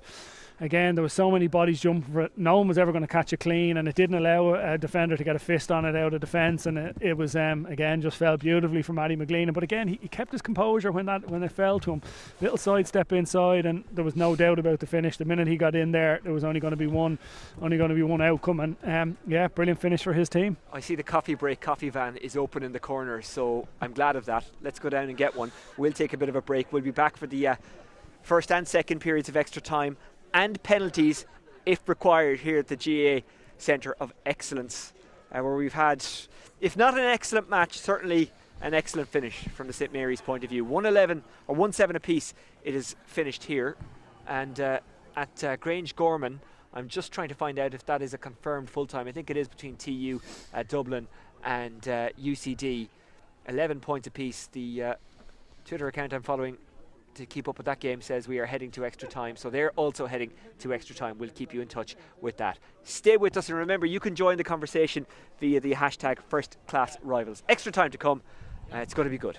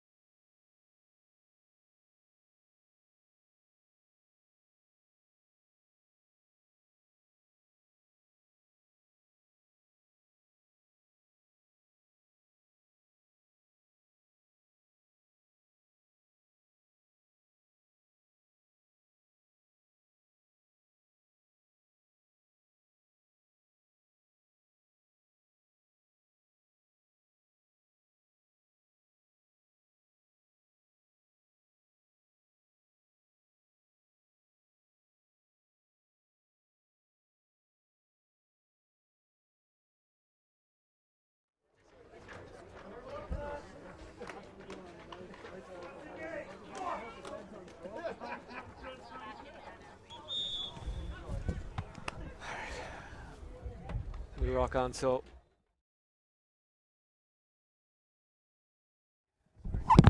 all right.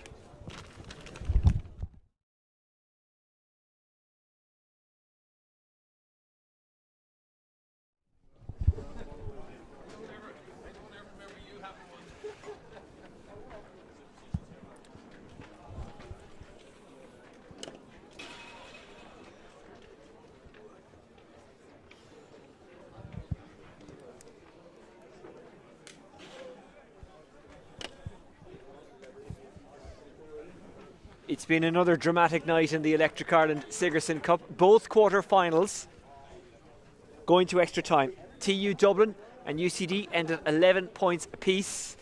UCD looked very much like the favourites after they dismantled University of Ulster. Again, we brought you live last week. You can go back and watch that. You can go back and watch this when it's done. You can watch last night's exciting encounter between University of Galway and UL. UL still alive in this competition. Lost the final last year, but they're still in it. The champions from last year, knocked out by UL. UCC, who've won it 23 times, looked like they were going through to the last four. The draw for which is due to take place after 9 o'clock. Keep an eye on the higher education social media channels for all the detail on that. That might be a little bit delayed depending on what happens here and what happens in Grange Gorman. Tomás Quinn, who do you fancy now? Oh, that's a very tough question, Oisin. Obviously, in situations like that, you'd fancy Mary's to have more energy after finishing. I still think UCC have been slightly the better team all night. They just weren't as efficient, possibly closing the game out as they would have liked. And I think they've had the more quality so far. But it's obviously going to be very, very close. Hartnett went short. O'Connor gave it off to O'Gara. Good turnover, but there was a foul. O'Gara was fouled. Again, there's serious intensity in the tackle from Mary's. You could see it there. They were trying to force the turnover. And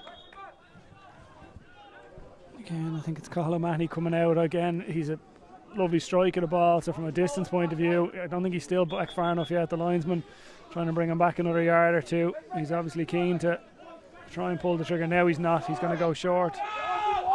Cathal O'Mahony, who got a spectacular goal in the first half. Murphy moved it forward. Cathal O'Mahony. It's ambitious. It's accurate. Yeah. It's Cathal O'Mahony. UCC lead once again.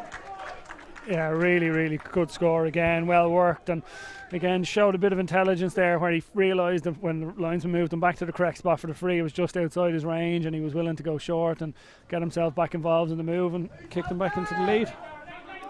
That's a boost for UCC,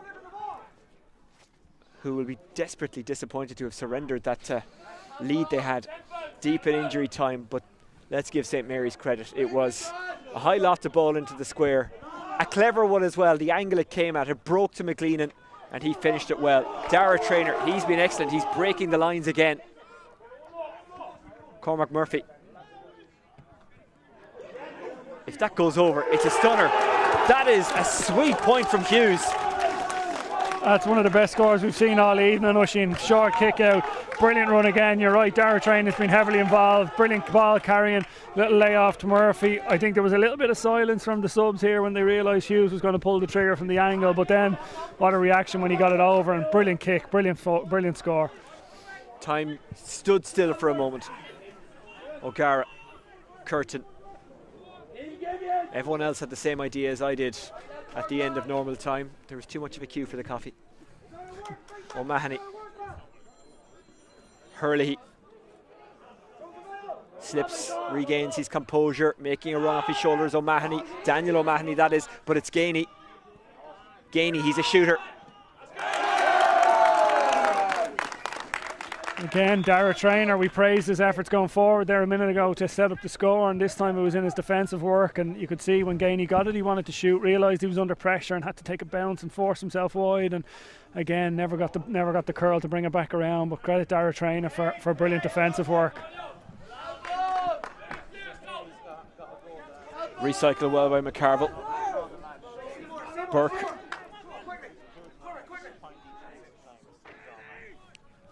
Can be dangerous to play it across the face of goal like that, but he knew it was okay.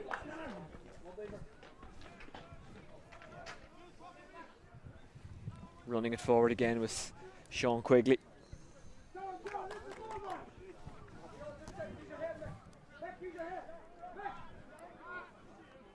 Hines.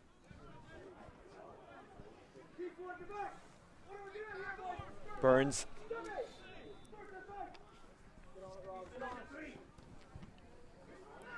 Murphy. Good fist pass. Back to Murphy, who continued his run. Great work from St Mary's to work it in and to ask questions of the UCC defence and win the free. Yeah, it was really smart play from Murphy. They'd worked it around to the 45 and they realised Hughes was one-on-one inside and played a long fist pass inside, one bounce in front of him, but he kept his run going, and you could see as Hughes tried to return the ball to Murphy, his arm was pulled, and it was, I think, from out, and the free's been moved up, so it's 21 yards straight in front of the post, and you're going to see a point that's actually going to give. Isn't this the lead for the first time this evening so far for Mary's, if I'm not mistaken? Darragh O'Callaghan, you're absolutely right, it is the lead for the first time. Yeah, so it was again well worked score, and another sub coming in here, UCC number 30.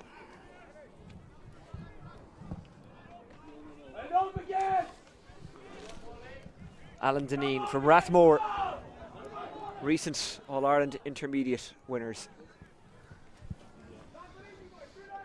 Kerry under 20 player for the last 3 years, generally operates around the kind of back line. Yeah, he's gone in there wing back, he's gone straight over to the kind of right half back position, as it's Maurice Shanley coming off. He's moving gingerly enough there, so I'd say it's more injury related rather than anything performance related. Maurice had a good game this evening. St Mary's right now are like a shark who smell blood in the water.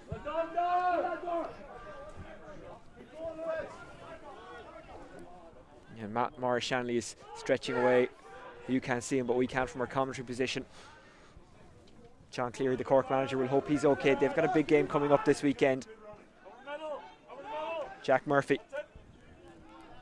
I was listening to the Irish Examiner GA podcast, and they were saying how important the league actually is, especially Division 2 for a lot of teams, because it really does have ramifications for your championship position regards to Sam Maguire and Tailteann Cups. It does, huge ramifications, and you look, and players are here now this evening after playing a league game there on Sunday with their counties, and they're playing extra time here this evening and going straight into another league game this weekend, so tough on the bodies.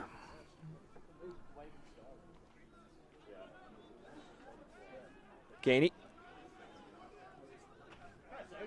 O'Mahony. Curtin. Good one too. O'Mahony.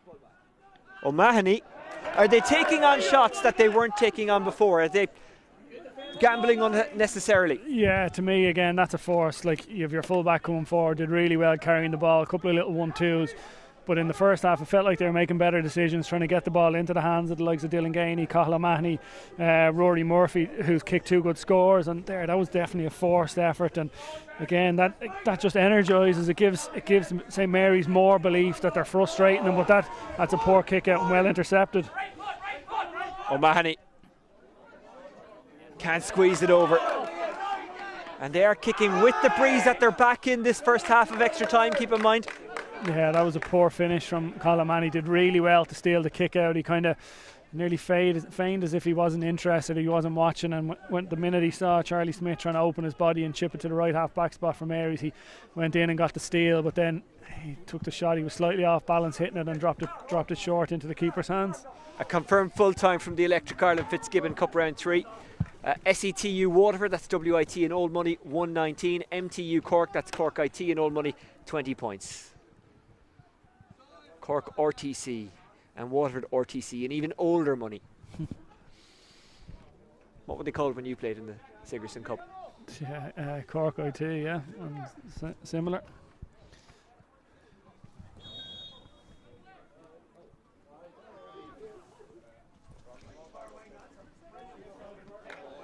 Playing extra time also in Grange Corner. We'll try and bring you an update from that game at half time in this. Hines. UCC have stolen it back and now they've got the free in.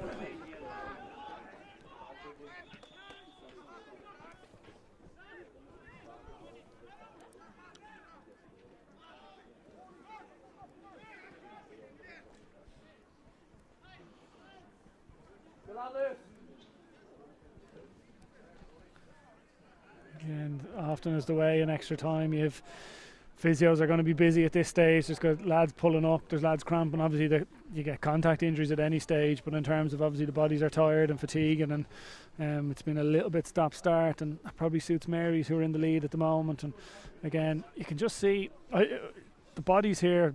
Like UCC obviously have the free. They've so many players in front of the ball. To me, a lot of it's nearly clogging space inside that forward line. They'd be better served kind of having one or two of them drop back out, try and leave space for the likes of O'Mahony and Gainey, and see if they can work good ball into them. They've started doing that now. They've filtered out one or two. The medical team busy for UCC. Dr. Con Murphy, Dr. Paul O'Keefe, Dr. Colin Murphy, Richie Mooney and Orla Collin. I think that was a black card there, Oisin. While it was the far side of the pitch, it was slightly hard to see it, but it looks as though as Conor McConville has gone back on for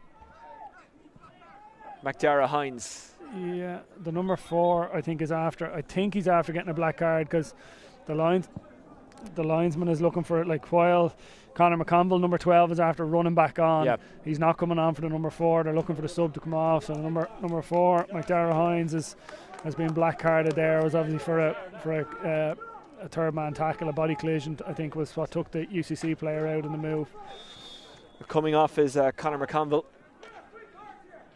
So St Mary's down to 14. Can UCC take advantage? Bill Curtin draws it wide. And that's 3 poor options in a row that UCC have taken now, and again the frustration's beginning to blow a little bit. You can see they're trying to push up on the keeper now. You can see, I think it's Shane Merritt, the number 8 in midfield, is trying to get them all to push up and make it difficult, but Mary's have worked the kick out short, and it's now back at the keeper, Charlie Smith. And for basically the rest of the match, St Mary's will be down to 14 because of the 10 minutes in the sin bin. The black cards given to Hines, that's a free, and St Mary's will slow it down as much as they possibly can. They will, and that was a silly free. Like, he dived in, and it was again, that was Sean. He was, and it's a silly free. I'd imagine he's going to get booked here. Sean Hurley. There's a lot of players who are moving around rather gingerly, but then when they have to run, they burst. Yeah, I think that's what it is. It's one of those, if it's needed, it's needed, but unless it really is. And you can see at the moment right in front of us here, the Mary centre-back, Michael McCallion's kind of on his hands and knees right over at the sideline here. He's trying to get a half a breather and half trying to pretend as if he's not involved in the play and maybe get it in a few minutes. But it's it's whether UCC can keep that press on, and Mary's have actually kicked it. They've got a good kick pass off there, have they? A very good one, and that's a foul committed on McGrath, who's been a real nuisance in a positive sense for St Mary's since coming in. Yeah, that was tough. Once the ball bounced, the UCC player had to go for it, and it was always going to be touch and go whether he was going to take the man instead of the ball. And again, it's worked out well for Mary's as they gained possession, but that was good. It was a kick over a lot of the UCC players, and you can see now they're up and they're trying to kick it again. That's risky enough considering they can't really give away possession, but Cormac Murphy came out to meet it. Can they go 2 points up here? Is that a foul? Referee says no. Recycle well, O'Callaghan. The space was closed down so he couldn't get the shot away, but once again it's Murphy who gives it back to McGettigan, and St Mary's gets safely to half-time and extra time. Down to 14 because of a black card, but still in front to us, Quinn, as UCC prepare to bring in Tipperary's Rian Quigley. Yeah, again, Mary's would be delighted with that. Again, they were more efficient, I suppose, in their chances. They worked a couple of chances, obviously gone into the lead for the first time, and they were forcing UCC into kind of shots from distance outside their high percentage scoring zone. So I think from that side you can see Mary's, the confidence has been built on from the last minute goal, and it's there's a bit of I thought there was a little bit of confrontation there between the teams as they were coming off the pitch, but they're both gone into their huddles. There'll be a quick turnaround now, and it's whether Mary's can close it out. We don't know who's going to be in the semi-final, be it in this game or the other one. The one thing we do know is that those games will be broadcast live on the Sport TG Cahir YouTube page, but the semi-finals in the Fitzgibbon and Sigerson Cup will be there. We've got 2 more quarter-finals if the fixtures work out next week to bring you here on the Electric Ireland YouTube channel and website. And remember, you can join the conversation via hashtag FirstClassRivals. What are the messages that the management will be giving to the two sets of players in their huddles out there at half time and extra time? To me, it's about the efficiency when you have the ball. We've talked about how we can see it's obvious the two teams are tiring. There's tired bodies out there.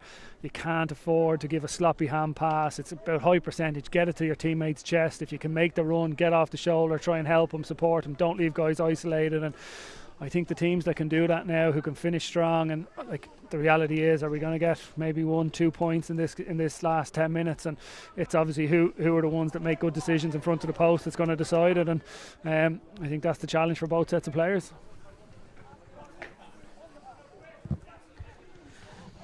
Quigley coming in for UCC of Moyle Rovers.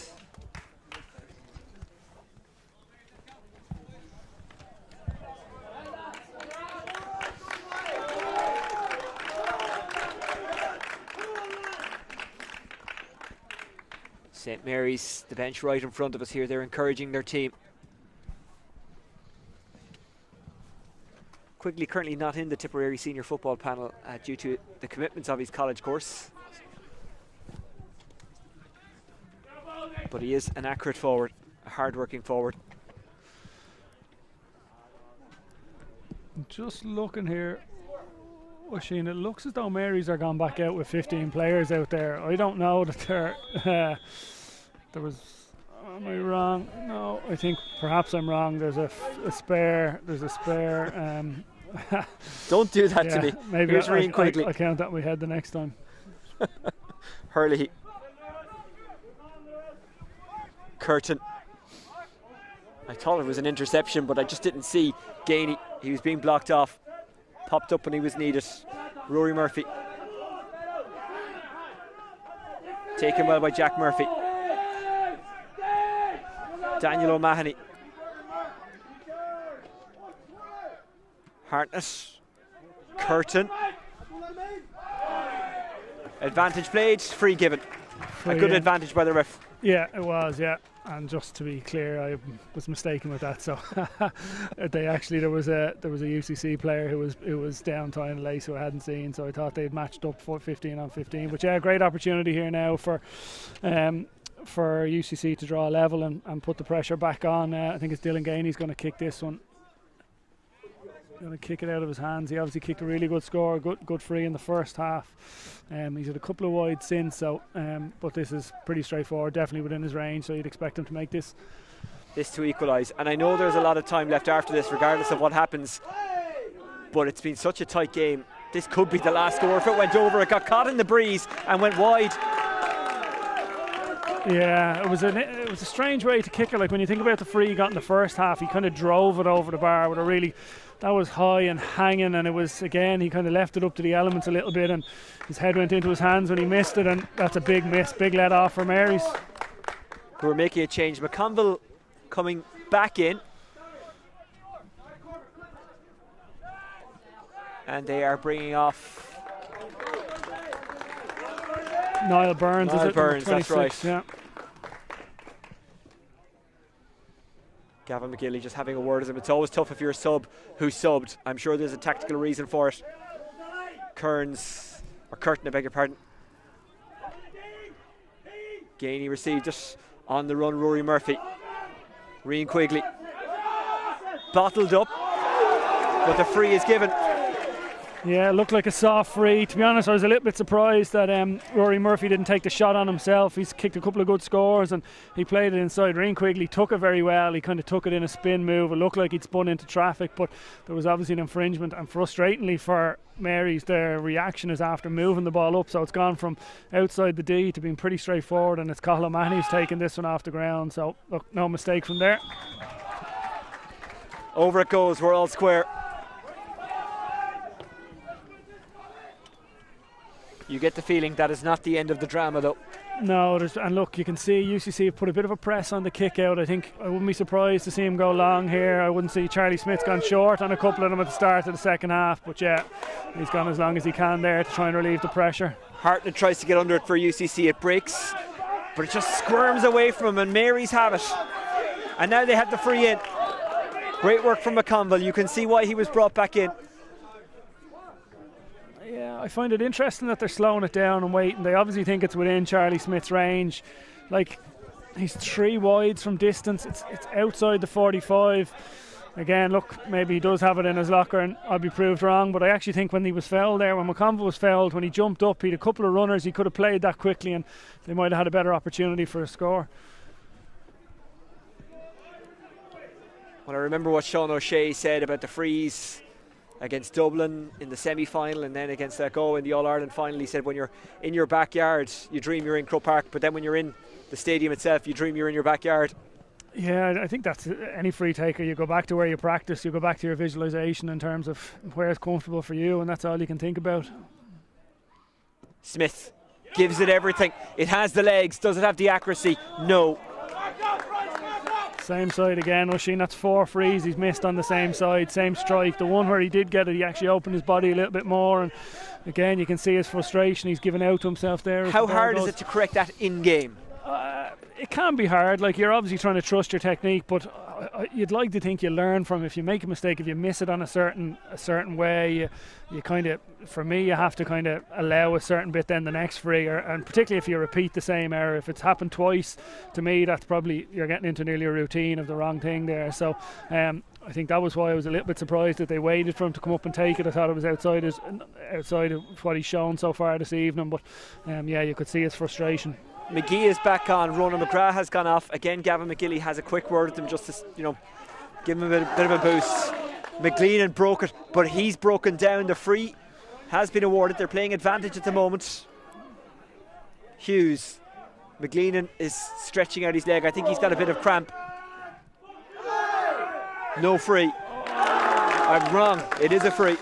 Yeah, I think, well, to be honest, you were right when you said it, because when he went to ground, I think he was looking for the free and the ref wasn't going to give it, but I think there was a stray hand then came in afterwards when he'd nearly hit the deck, and it's that man again, Cormac Murphy, Oisin. He's been tireless tonight for Mary's. He's really taken the game. He's shown up all over that forward line. He's wearing 14, but he's been in every different position, and he's taken some punishment, and he's had a brilliant display so far.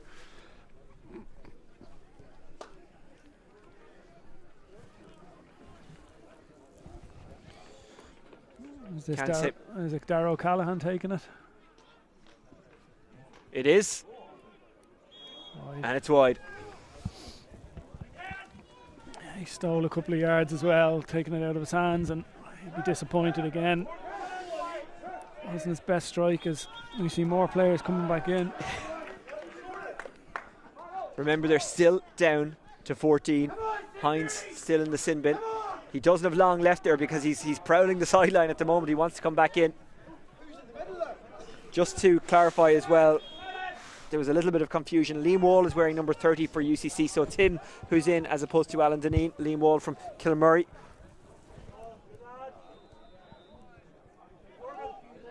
Burke. That's Wall who wanted it there, didn't get it, continues the run. He does get it now. Hartnett catches up with the ball. The pickup is good, and it's a free in.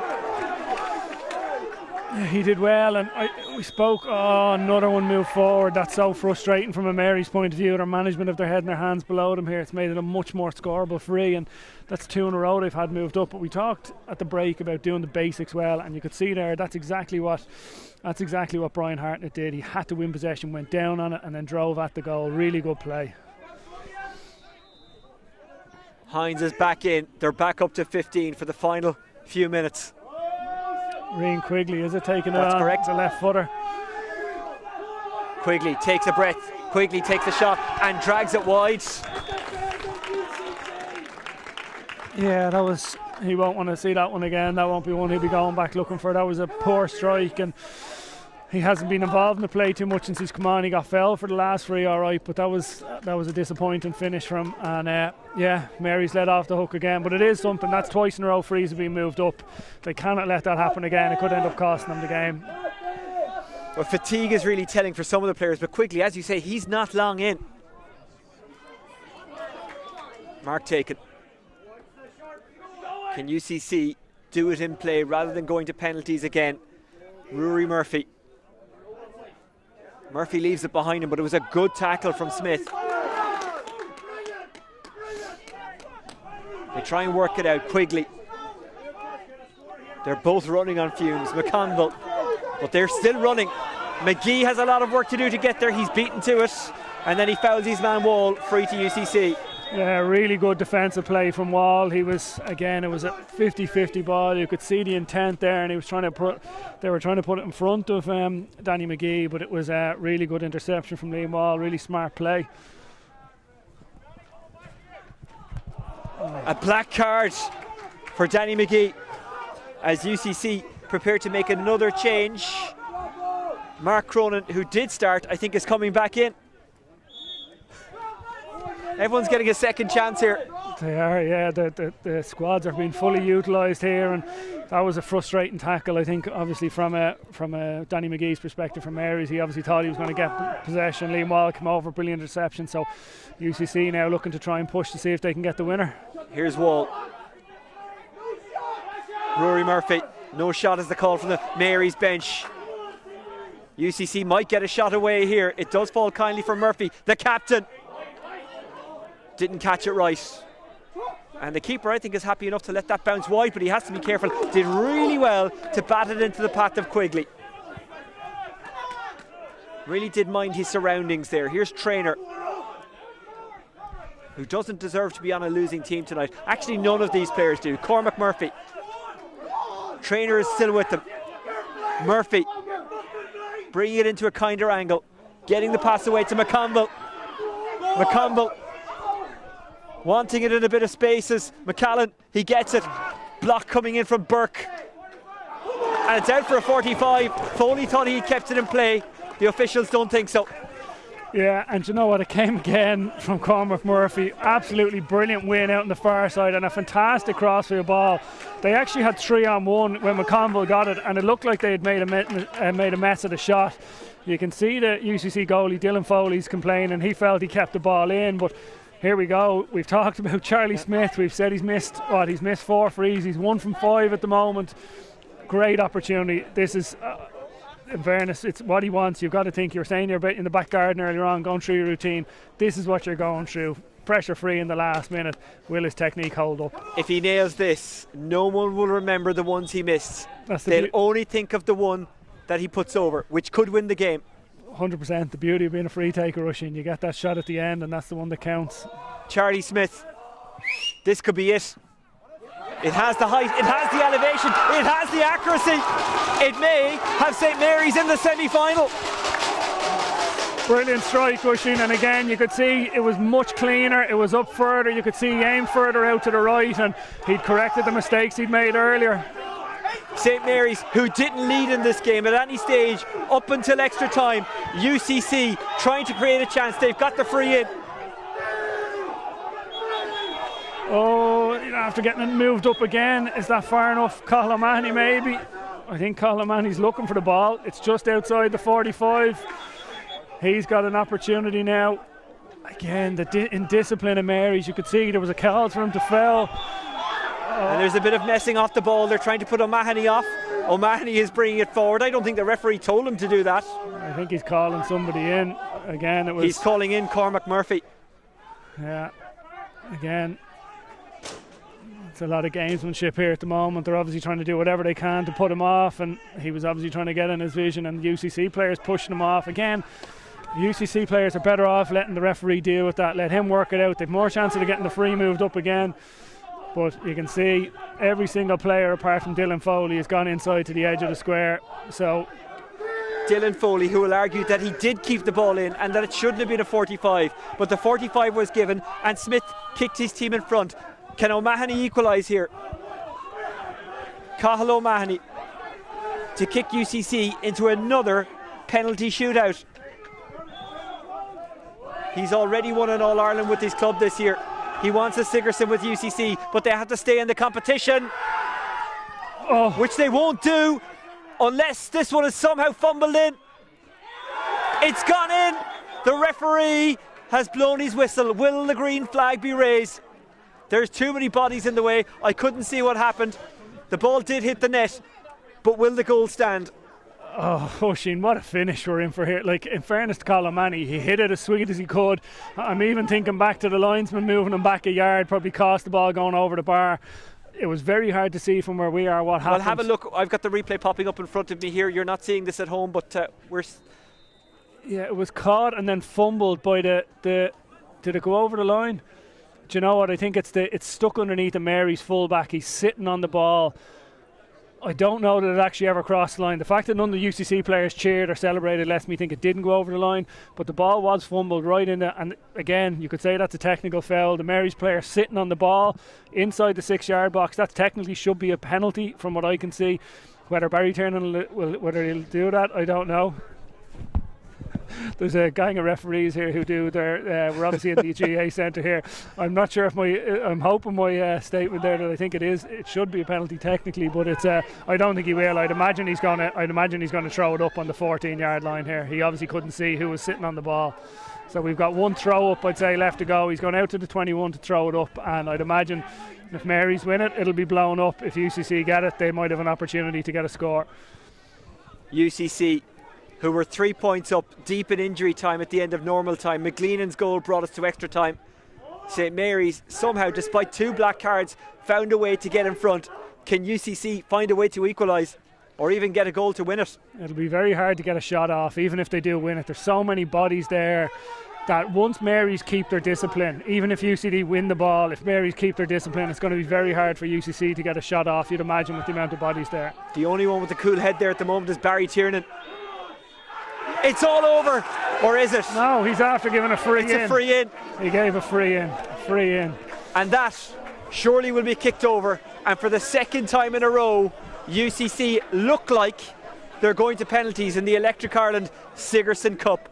Again, I think he signalled for it was a pull, but whether it was for, I think it might have been someone coming in on the hot ball, there might have been a third man jumping in, but either way. Again, I'll get you to have a look at the monitor in front of us, which is a little behind live play. O'Mahony still has to stick this one over. I know it's in a very good position, but there's no such thing as an easy free in these circumstances. Yeah, he's signalling for a pull. He was saying that there's the equaliser. It's over, and surely now we're going to penalties. Yeah. The referee blows the whistle. That confirms it.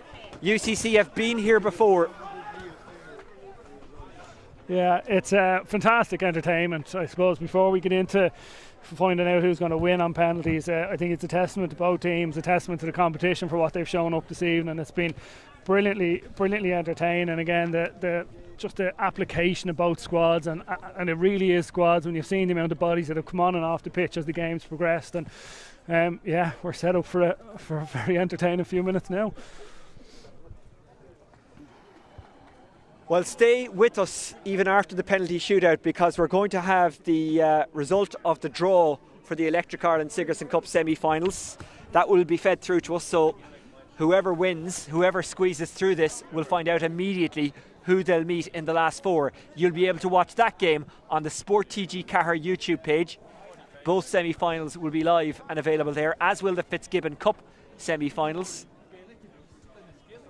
But who'll be in those semi-finals? We know that UL are there. We know that DCU are there. Who will join them? TU Dublin have beaten UCD. That is a surprise. It is a surprise, Oisin. That's a big result for them, and that would definitely be considered a surprise. And who's going to join them out of Mary's and UCC? I presume we'll have a coin flip, will we, to see what end, or will the teams decide which end? Or certainly to see who goes first anyway. So 5 penalties each. And it's pretty much the exact same format as association football, except for one thing, that the 5 who are nominated just have to keep going. Yeah, you're only 5. Yeah, so it's and again you get into the tactics of penalty shootouts, or who takes them, and we've seen particularly obviously with the Soccer World Cup there, and you debates over, do you put your best penalty taker first? Is he third? Is he fifth? And it'll be interesting to see from this side of things who goes. I'd imagine you'd see Colin O'Mahony from a UCC perspective coming out. Certainly first or second. Dylan Gainey maybe is the other one. But a lot of pressure on these guys. I doubt this is something they practice too much in a serious capacity. Possibly every now and again, but a lot of it will come down to the goalkeepers as well, obviously. Well, that's going to change in Gaelic football, because so many games are now coming down to penalties. It's something you're hearing more and more of. I mean, it was a bit surreal between Armagh and Galway, and whether or not people have got used to it, it just is what it is. Penalties are here, and for the moment they're here to stay. They are, yeah, and that's fair. And it's I suppose, like you said, we saw it in the competition here, and maybe the fact that UCC have been through this and the experience they'll have from it will be something that might stand to them. I'll try and get you the detail of TU Dublin's win. They won it, well, they were called DIT back then, in 2013 with a bit of a superstar team that contained the likes of Aidan O'Shea and Darren O'Sullivan. What a team that was.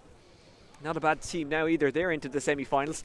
So, just one team left to fill the final vacancy in the Electric Ireland Sigerson Cup semi-finals. Will it be UCC or will it be St Mary's? The Ranch. Well, the Ranch against the Rebels, although there's a lot of Kerry men in there as well, and Tipperary. There is, and you can see the 5 UCC players, they didn't spend long debating who was going to take them. You can see them, they're out there ready to go, the goalie's there, and their subs are kind of moving further down the sideline. So I suppose, like I said, maybe the advantage of being in a situation last week, it's probably it's one of those ones where they're a bit more comfortable. I'm just trying to work out. Rian Quigley is definitely one of the players going to take one. Trying to see just from. I'm just trying to get a blank sheet of paper to keep track of it. Yeah. How are you with counting? Dylan Gainey's definitely out there. Rian Quigley's out there. Mark Cronin is out there. I'm assuming Cathal O'Mahony is out there. So you can see from.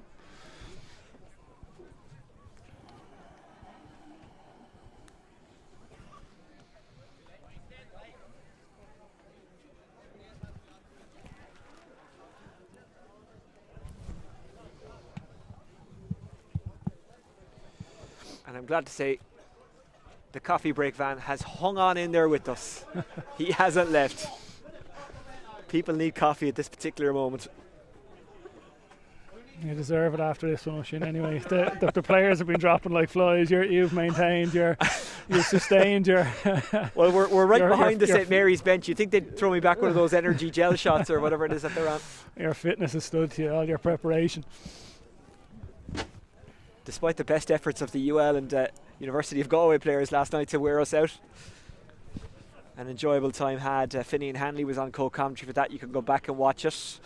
Who will UL be playing in the semi-final? It will be either UCC, St Mary's, or TU Dublin, or DCU Docus Éireann, who are still in there as well.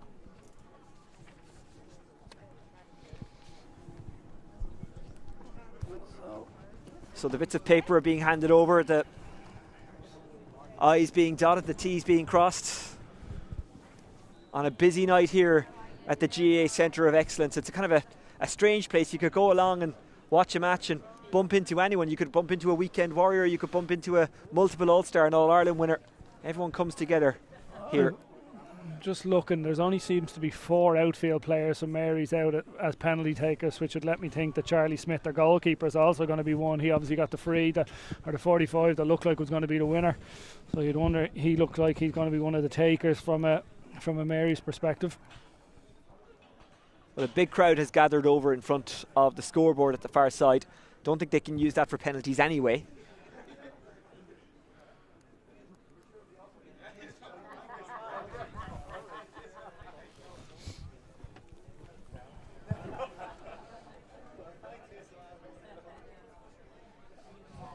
We've got you covered with our scoreboard anyway.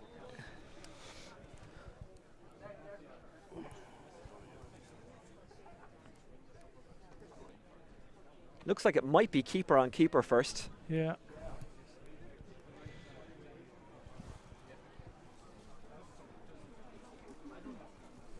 Smith, like Foley, can play out the field.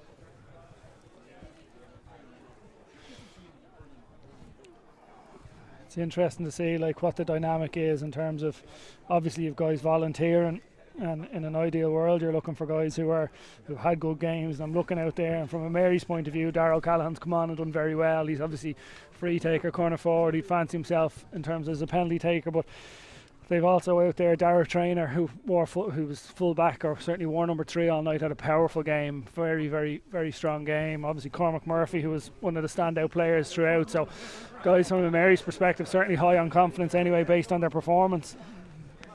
Well, this will make an interesting read in the Sports Express, or the UCC Express, the sports segment of that. The sports editor, Mark Cooper, is actually in the UCC squad.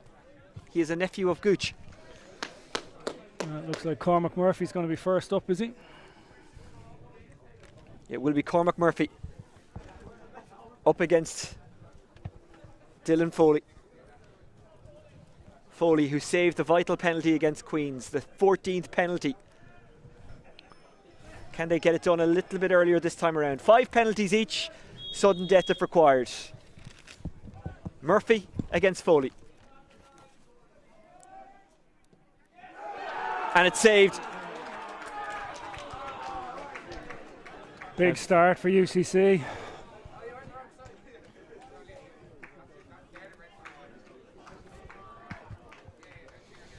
And in fairness to Cormac Murphy, again, one of the standout players for the whole game. But it just shows you when it comes to a penalty shootout, obviously totally different dynamic.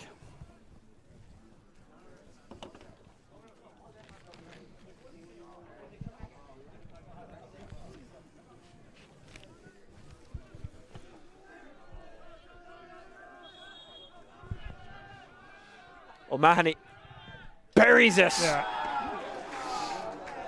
He didn't seem to have any doubts there, did he? He was as cool as you like walking up, and he knew. And I think that's what I like to see, that you want your penalty taker who's the main guy going up, and no doubt at all. Darragh O'Callaghan from Crossmaglen Rangers can do the spectacular.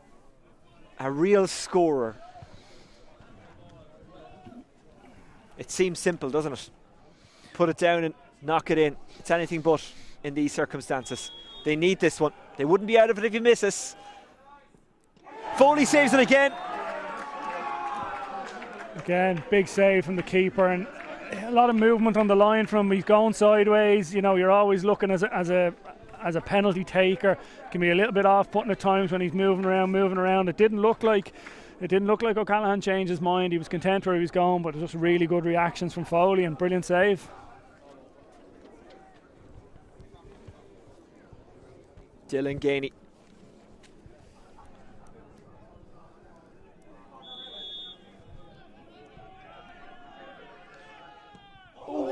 It goes over, which counts for nothing. Well, wasn't expecting that, to be honest. He obviously went for power, and you could see, because I was a bit surprised. To me, it looked like Charlie Smith went quite early. He was obviously trying to get to a corner, and Gainey had gone the other way, but high and over the bar. So a let off there keeps Mary's in it. Goals only, just to remind you, in Gaelic games penalty shootouts. And now it is keeper on keeper. Smith against his opposite number from Cork, Dylan Foley. And it's in. Excellent penalty. Power, low to the corner, no chance. In fairness to Foley, he went the right way again, but just there was too much speed and too much precision in it to keep it out. So Smith's got his team off the board with a goal. Can he get them right back into it? They need to save one here. Third penalty for UCC. This to put them 2-1 up. Fionn Hurley. Solid. Yeah, again, a bit of an angled run up there, and it kind of makes it hard for the keeper sometimes. And again, Smith went the wrong way with that one, so no chance of saving. And again, very well placed into the corner, so pressure goes back on Mary's. And Conor McConville again had a good game, good contribution throughout, but he knows the pressure is on him here. Get some encouragement from the keeper. It's a 4th penalty for St Mary's. Again, if he misses, it's not done, but they'd be at a big disadvantage.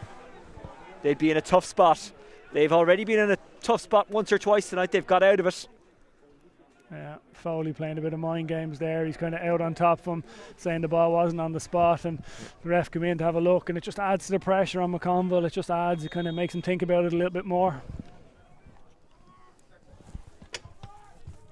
McConville saved well. It's not over, but it's close for UCC. This one to win it. Yeah, fantastic. And it all comes down to the full forward, who's walking up and striding forward with confidence. Rian Quigley, the Tipperary man. Yeah, brilliant save, and it really is. In fairness, it's been Dylan Foley's penalty shootout so far. 3 fantastic saves, and again, even the one that he didn't save, he went the right way. But here's an opportunity to win it for Quigley. Quigley. St Mary's hang on in there just about by the width of a crossbar. It couldn't be straightforward, Oisin. Couldn't, after the evening we've had, it couldn't have just been a penalty to win. It couldn't have gone in straight away. And again, good strike, but leaned back a little bit as he was hitting it. So can Mary's, I suppose in this situation here, obviously from I think isn't it Dara Traynor? He's been immense tonight, and he has to score. Fantastic game, yeah. And again, you'd like to see him get a goal here and put the pressure back on and see if UCC can close it out. But first things first, Foley's been on fire so far in goals, and he's dancing there ready to go. Traynor, it's in. St Mary's still alive, but UCC can win it with this one. They can, and again, Foley went the right way, and you could see he was frustrated. I think the height of it just caught him a little bit, but again, in fairness to Traynor, really well struck into the corner, and again puts the pressure back on. And Cronin, who scored a penalty against Queen's in that shootout. Remember, UCC have already got one through one of these this season. Cronin, it goes in. It wasn't particularly well struck. The keeper was unlucky. UCC, they don't care. They're into the Electric Ireland Sigerson Cup semi-finals. Yeah, what a penalty again. It was one of those. Charlie Smith hasn't moved, his head down. He's absolutely devastated. He knows he had an opportunity. He was slightly wrong-footed. I think Mark Cronin will be happy he got away with that one. It wasn't the best penalty he's ever struck, but it's finished up in the net though. He'll take it, and it was what an evening we've had, Oisin, and you feel for the Mary's players out there, and you can see the relief and the joy the UCC lads have. They know they're into the last four. I just got a message from a very high-profile ex-player who says the ball wasn't out for Mary's 45, the equaliser, so it's a fair result. Okay. This game decided on just the tiniest of margins. UCC have got through it. It's always a weird question to ask after penalties. Did they deserve it?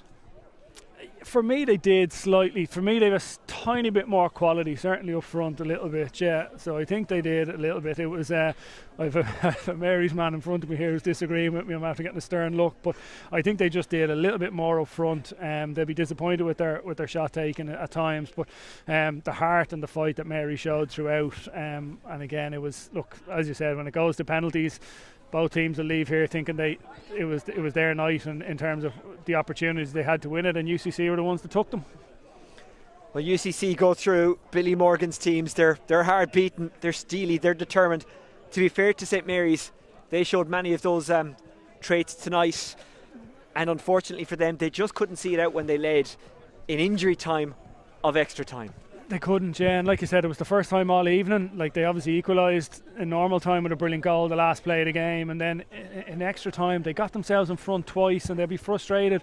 A little bit of indiscipline cost them at times. Free's being moved forward and little technical fouls, and they might say it was harsh calls, but to me, Barry Tiernan had a good game refereeing it this evening, and yeah, a little bit of indiscipline probably cost them at the end of extra time. Tired bodies. They were trying to do the right things, but just little mistakes. Well, it's great scenes from a UCC point of view here. A mixture of students from Cork, Kerry and Tipperary, managed by Billy Morgan, the great Billy Morgan for St Mary's. It's really hard. It's really tough. It's hard to know what to say to them. It's hard to know what they can say among themselves in that particular grouping.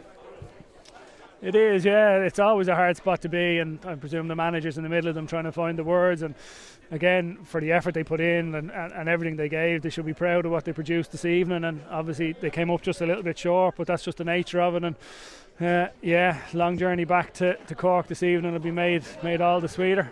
I wonder would Mark Cronin come up and give us a word. Mark! I'm literally shouting at him on air to try and get him back up for an interview. Unfortunately, he slipped away. You will be able to hear from him across various outlets, I'm sure, in the next day or so. Watch out for interviews with him and a few others. We have just received the draw for the Electric Ireland Sigerson Cup semi-final. UCC will take on TU Dublin. So TU Dublin, who beat UCD tonight after extra time in Grange Gorman, will take on UCC, and by process of elimination I can tell you that UL will take on DCU.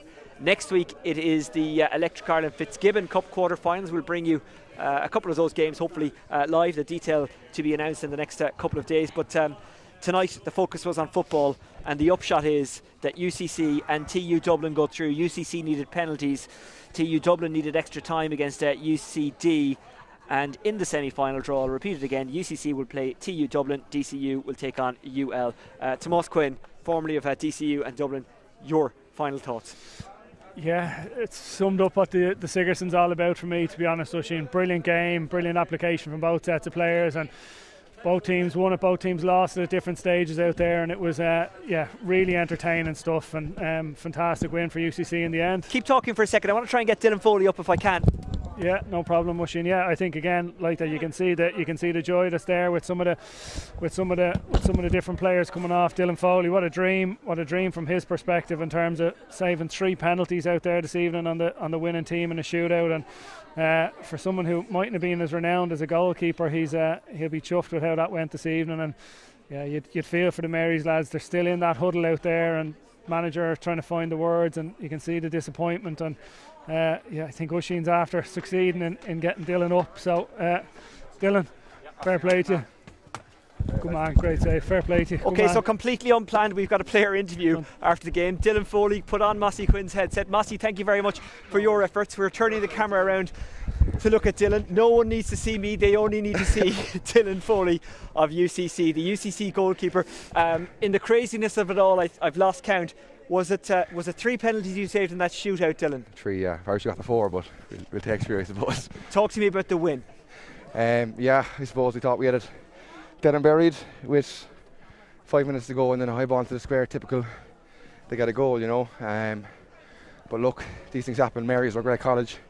They have a great tradition, and they never die. And only for us getting a hot ball there and winning a free, we could be the ones that are going home tonight. So thanks be to God, we came on the right side of it, and we go forward to semi-final next week. What were you thinking when they led very late in injury time of extra time? I wasn't thinking, I was praying, to be honest, that we get some opportunity, but thanks be to God, something came our way, and we got a free. And in fairness to Colin, man, he stood up, he took it well, and in fairness, took his penalty very well as well. So yeah, all good, thank God. Now the reason that they was it the equaliser that they got that you tried to keep in play, and they got the 45. And it was given as a 45, but maybe you'd think it wasn't a 45. What about that moment? Definitely not a 45 in there, but look, in fairness, officials have a very tough job, you know. Yep. Look, it was one of those ones that my body was behind line with the ball, definitely wasn't. But these things happen. Look, it came to a draw in the end, which was the fairest result overall, so we'll take it, and we'll took the win in penalties and roll on to semi-final next week. And the penalty shootout, you were immense in it. Do you practice an awful lot saving penalties? Because that's not your first rodeo, is it? You saved a vital penalty against Queen's as well in the shootout. Yeah, I suppose it's just about kind of make it as big as possible, I suppose, and trying to get your. To be honest, the ball is so close. Like it's just about staying big and just hoping 1 or 2 come in your reach, and whatever one's coming in your reach, you gotta do well with. And thankfully, they went my way today. Thank God. The journey you've had, it's been tough, it's been tense, it's been exciting. But you're well prepared for the semi-finals because of that journey, and I've just got news that you'll play TU Dublin, who overcame UCD. Okay, yeah, look, TU Dublin are a brilliant team. Like, they obviously beat UL, and we saw what UL did to Galway last night in the other live stream game, so they're a great side, but look, we'll worry about that next week. I think we'll enjoy tonight now, and we'll drive on for next week. So yeah, it'll be a lovely drive back to Cork. Dylan, really appreciate your time, because it actually took you away from your family. So sorry about that. They're actually back home in Cork, so. But your dad is up here, isn't he? No, another club man. So was it? Okay, yeah, okay. Yeah. Someone told me I was taking you away from your dad there. Okay, listen, Dylan, thank you very much, and hello to all of Dylan's family.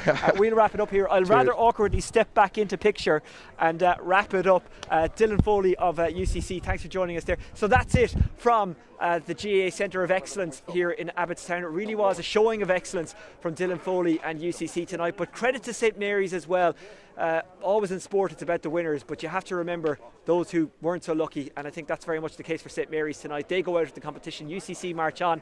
Thanks to you for watching. Remember, you can continue the conversation online by using the hashtag FirstClassRivals. We'll be back with more action next week in the Fitzgibbon Cup, but the semi-finals of the Sigerson Cup will be live on the Sport TG Cahir YouTube channel. From everyone here on a dramatic and exciting night at the GAA Centre of Excellence in Abbottstown, I will say good night, good luck, and thanks for watching. Good turning and twisting from O'Mahony. O'Mahony turning on the afterburners and going for it and getting it. Cathal O'Mahony squeezes. Again, good running. Murphy. Good score by Cormac Murphy. Follows the ball, gets the ball back. Flavy does the clever thing and just fists over the point. See some more problems. Here's Trainer. Spilled it, but into the path of Campbell, who lets one go and puts it over. They got a bit of luck there. Murphy. Murphy's still going somehow. Murphy draws that one in beautifully.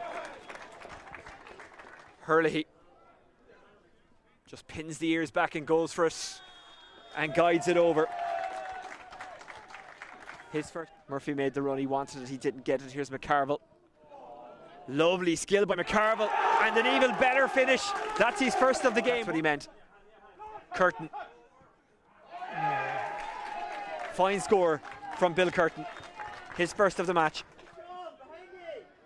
Taken well on the run. Trying to boom it over is Rory Murphy. He's second of the game. If it goes over, it does. Murphy. Trainer. Has a pop. Gets a point, and a good point as well. This is going in. There's players going down off the ball. It's a real scramble. It's come to McLeanan. It's a goal. St. Mary's have done it. We're going to extra time. Moves it forward. Cathal O'Mahony. It's ambitious. It's accurate. Yeah. It's Cathal O'Mahony. Cormac Murphy. If that goes over, it's a stunner. That is a sweet point from Hughes. O'Mahony buries it. Yeah. Number from Cork, Dylan Foley. And it's in. Excellent penalty. Power low to the corner. No. This to put them 2-1 up. Fionn Hurley. Solid. Yeah. McConville. Saved well. Saved well. It's not over, but it's close for UCC. Didn't say if he went the right way, but here's an opportunity to win it for Quigley. Quigley. St. Mary's hang on in there just about by the First Foley's been on fire so far in goals, and he's dancing there ready to go. Trainer. It's in. St. Mary's. See, you've already got one through one of these this season. Cronin. It goes in. It wasn't particularly well struck. They keep